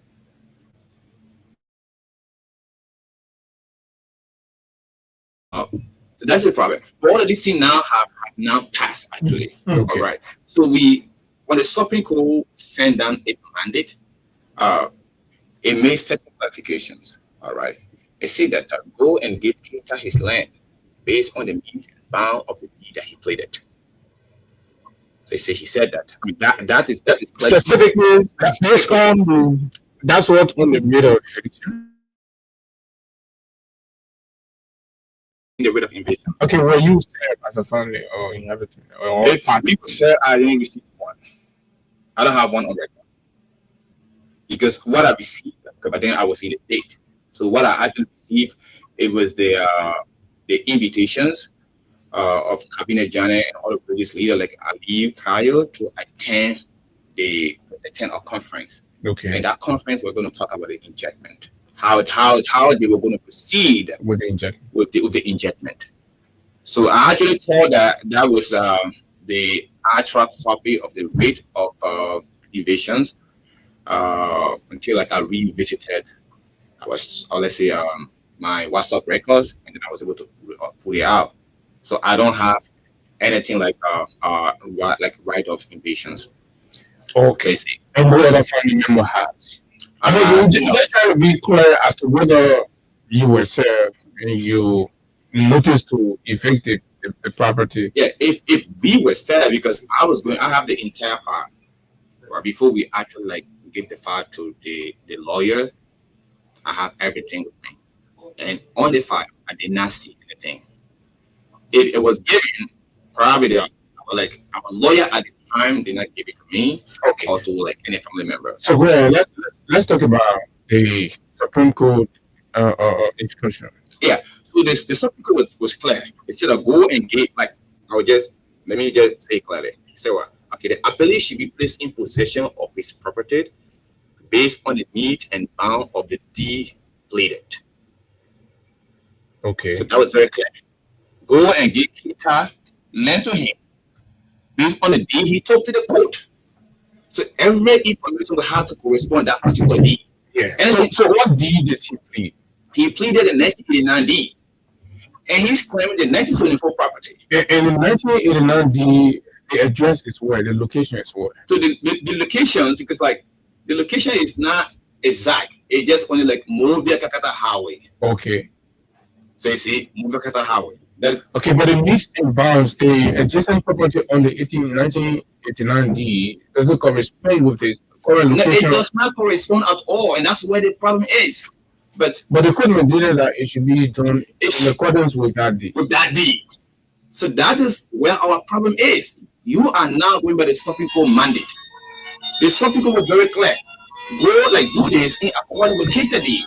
So you went to a 1970 neighbor, all right, and then you try to apply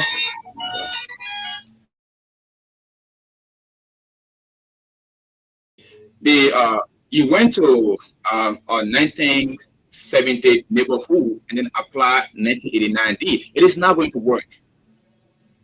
So you see, but there's some people saying that go and get kids. Was that the point of resistance? That was the point of resistance. That's why if you go to the house, to the property, you will see that survey first. But they usually go straight to the invasion. So your family is saying, come and do the survey. Come and do the survey. They could have said, do the mix and bound. Mix and bound, right? So let's do that. If the mix and bound correspond in the presence of everybody, then let the man take his property. That's your family position. That is our family position. But they have not done that. And that is why the Supreme Court says. What do you think they are not interested in doing that? I have not. Rule that you get evicted, and that's the final arbiter. Listen to Ali Cry said that the Supreme Court is the final arbiter. Then we all know that. So of course you have to allow for the eviction. Yeah, it's like in Liberia, like I don't think most people have actually read the Supreme Court opinion. That's the problem. So people don't understand the issues. So what is in the Supreme Court opinion that people don't know? So what is in the Supreme Court opinion? People don't know that. The guy should be given his place based only on the deed that he submitted. Okay. And it must correspond to the need and bounds of his deed.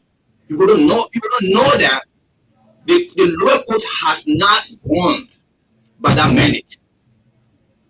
They could escape that mandate. They could escape in that. And we are saying you should do that first. And the instruction is that do a survey followed by eviction. Evictions. Survey, identify where the property is, and then give it to him if it correspond with his deed. But that was not done. And why do you think so? Like I said, what could be your suspicion? Well, there are a lot of foul plays in this case.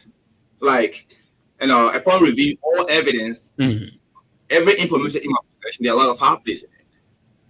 Again, PETA and the land authority actually work together because everything here was, let's say, orchestrated by PETA in collaboration with Liberia Land Authority. You're accused of the land authority. Definitely, and I even sued them. You sued them? Yes, I filed a lawsuit against them for fraudulent survey. I mean, like one for demarcations. Like, yeah, I sued the land authority. Okay, we'll talk about that. Okay. Yeah. So with that, I mean, the issue lies. So we want, like the public think that, we are challenging the Supreme Court decision. No, nobody is. In fact, we are defending the Supreme Court decision.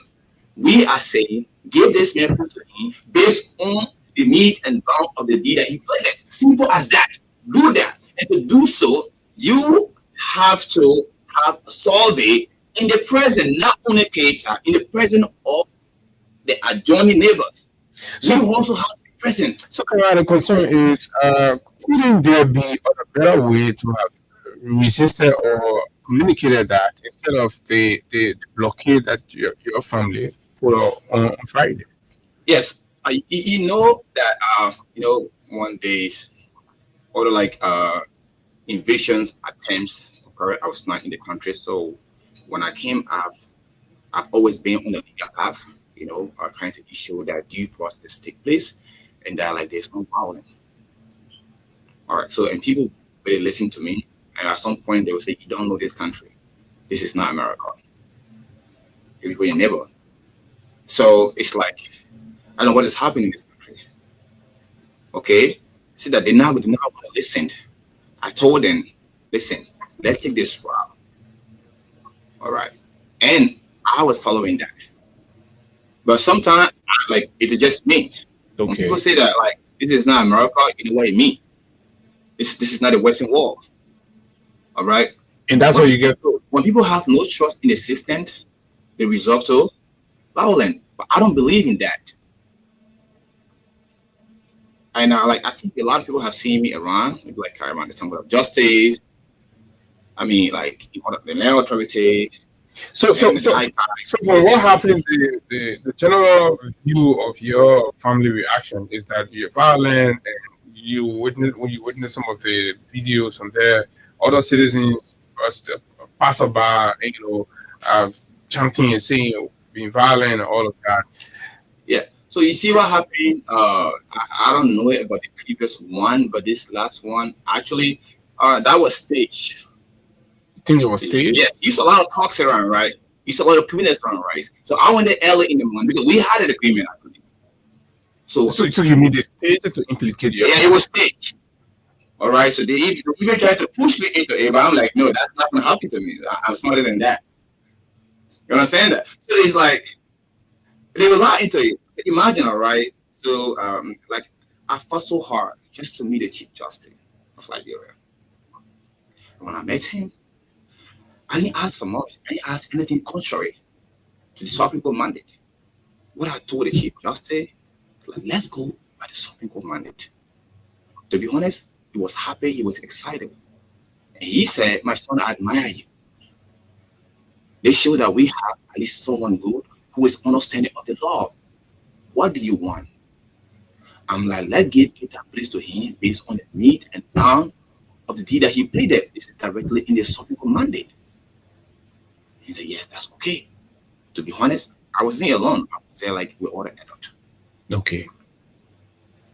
The Chief Justice agreed. He said, no problem. We'll do that. And so I would call the lower court judge, all right, and then I will ask him to invite the both parties into a conference. Then we will set a day for the survey, and then we'll do everything we done peacefully. That was the agreement. That's come from the Chief Justice. Okay.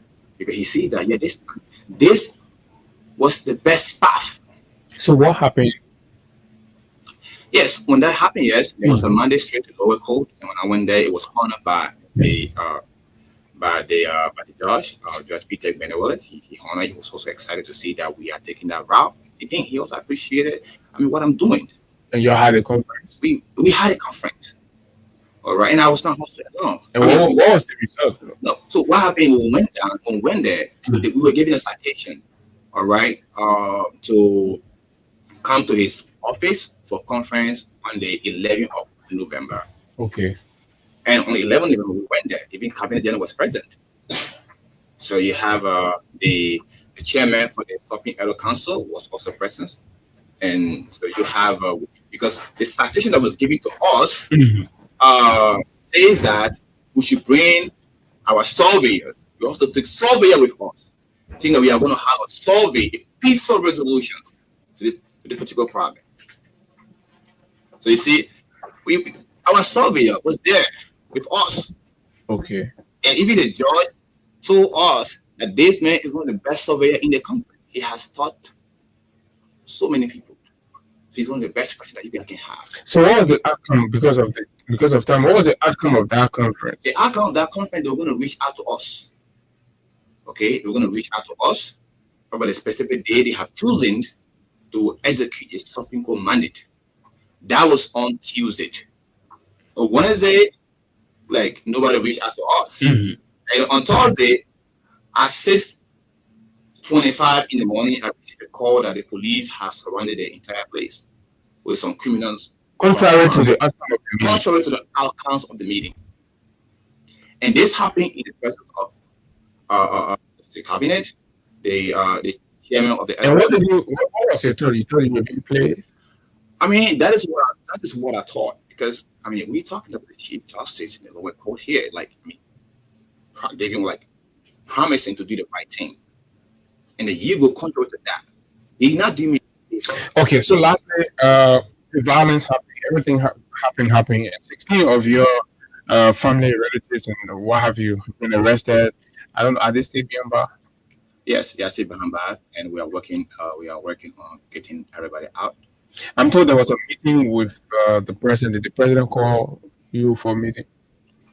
Yes. So we went for the meeting, president, and the president was very responsive. However, his legal, he assigned the case to his legal counsel to look into it and to see how best they can help us in the process. Okay, that was what the president said. Yeah, there was hope, because when the issue was explained to the president, honestly, a bit of disheartened because that was not what expected. Like you can't give somebody the wrong property. You can't take D from another place and apply to another place, and then like you think you have done the right thing. The president said that. But did your lawyer utilize the part of the course of motion for retrial? A motion for retrial. I think that you are not satisfied with how things went. Maybe you have the right to call for retrial. Yeah, I think when that was done, I think it was denied. Okay. So yeah, a motion for retrial. I want to know the president's intervention. We can tell the president listen to you. Yeah, the president listened. To be honest, he was very responsive, and he think what's really happening is if that is the case, it is actually wrong, and this is why, since he's not a lawyer, that's why like he assigned the whole thing to his a legal advisors who happen to be let's say Mr. Keita, and they have looked into it. So that is it. We take calls. His name is Sekou Kamara, and of course, you listen to the narrative.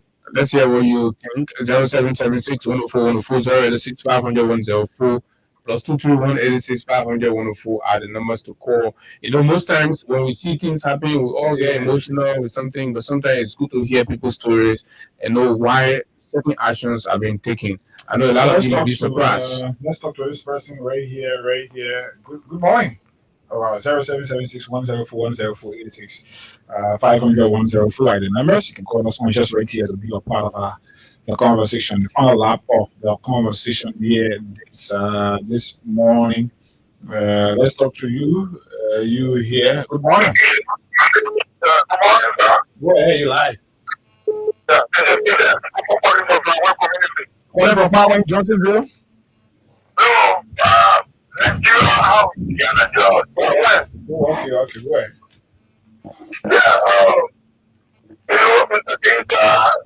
I want to say something. No, this is Mr. Kamara here. Okay, Mr. Kamara.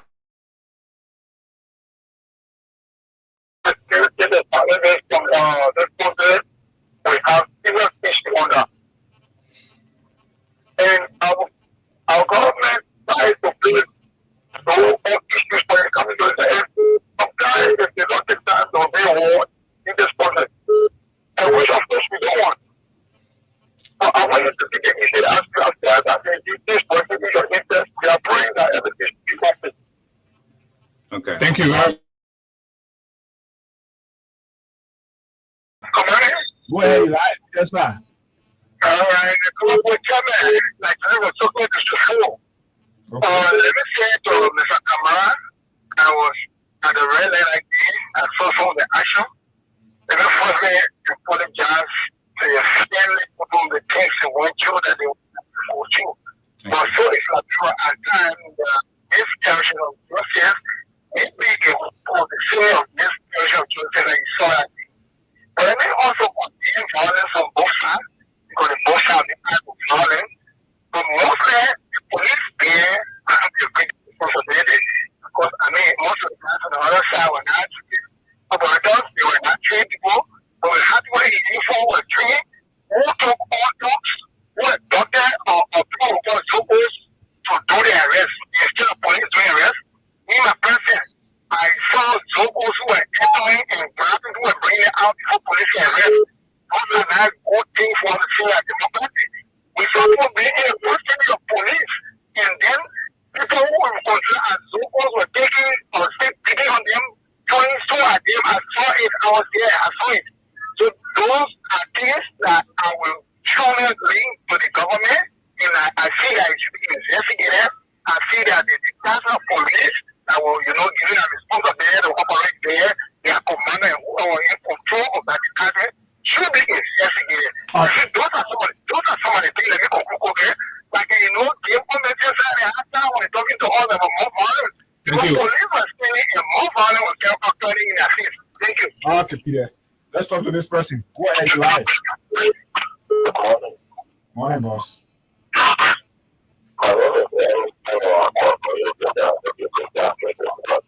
Go ahead.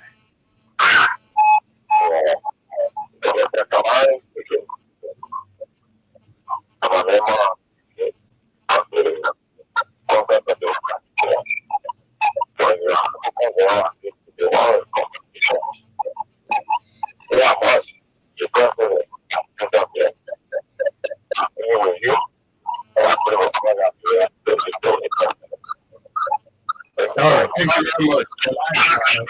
0776 104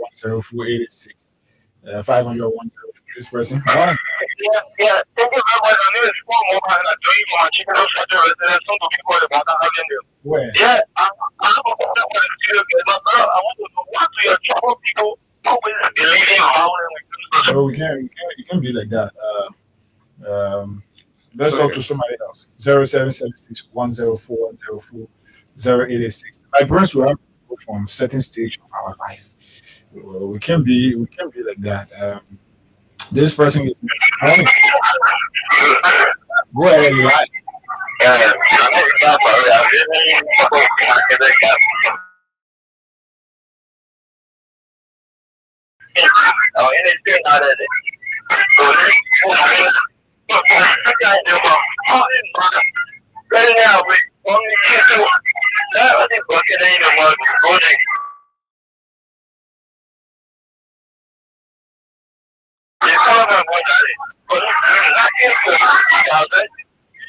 All right. Thank you very much. The line is noisy, so we have to. Let's take 3 more calls, right? Yeah, we can take just 3 more. Right here. 0776 104 086 500 104. We have over 400 following line. Go ahead. Go ahead.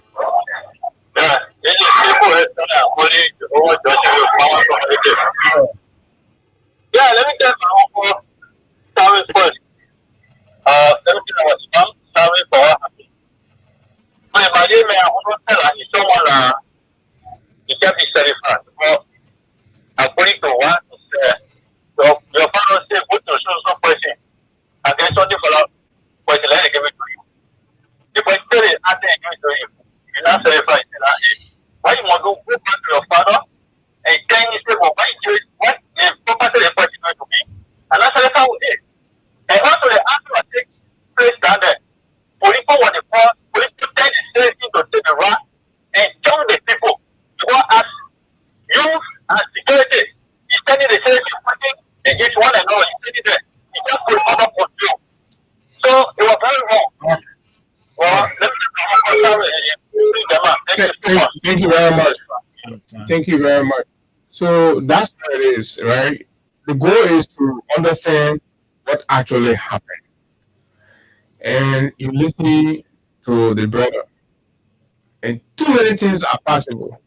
And that's why we hope the president's intervention will bring reasonable conclusion to this matter and will bring real wisdom to the situation, because too many things we are hearing. I know a lot of people get emotional. Somebody is calling and say, "Oh, this is violent." You've not even understood the nitty-gritty of what transpired, but you're rendering generalized conclusion. But anyway, this is where we are. Kamara, you listen to the callers. How do you respond?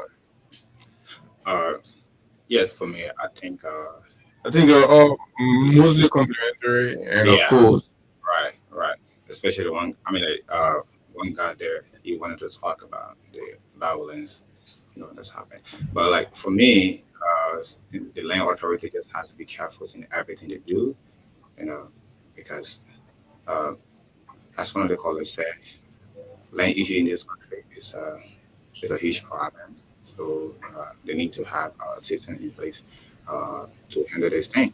But so what I just let every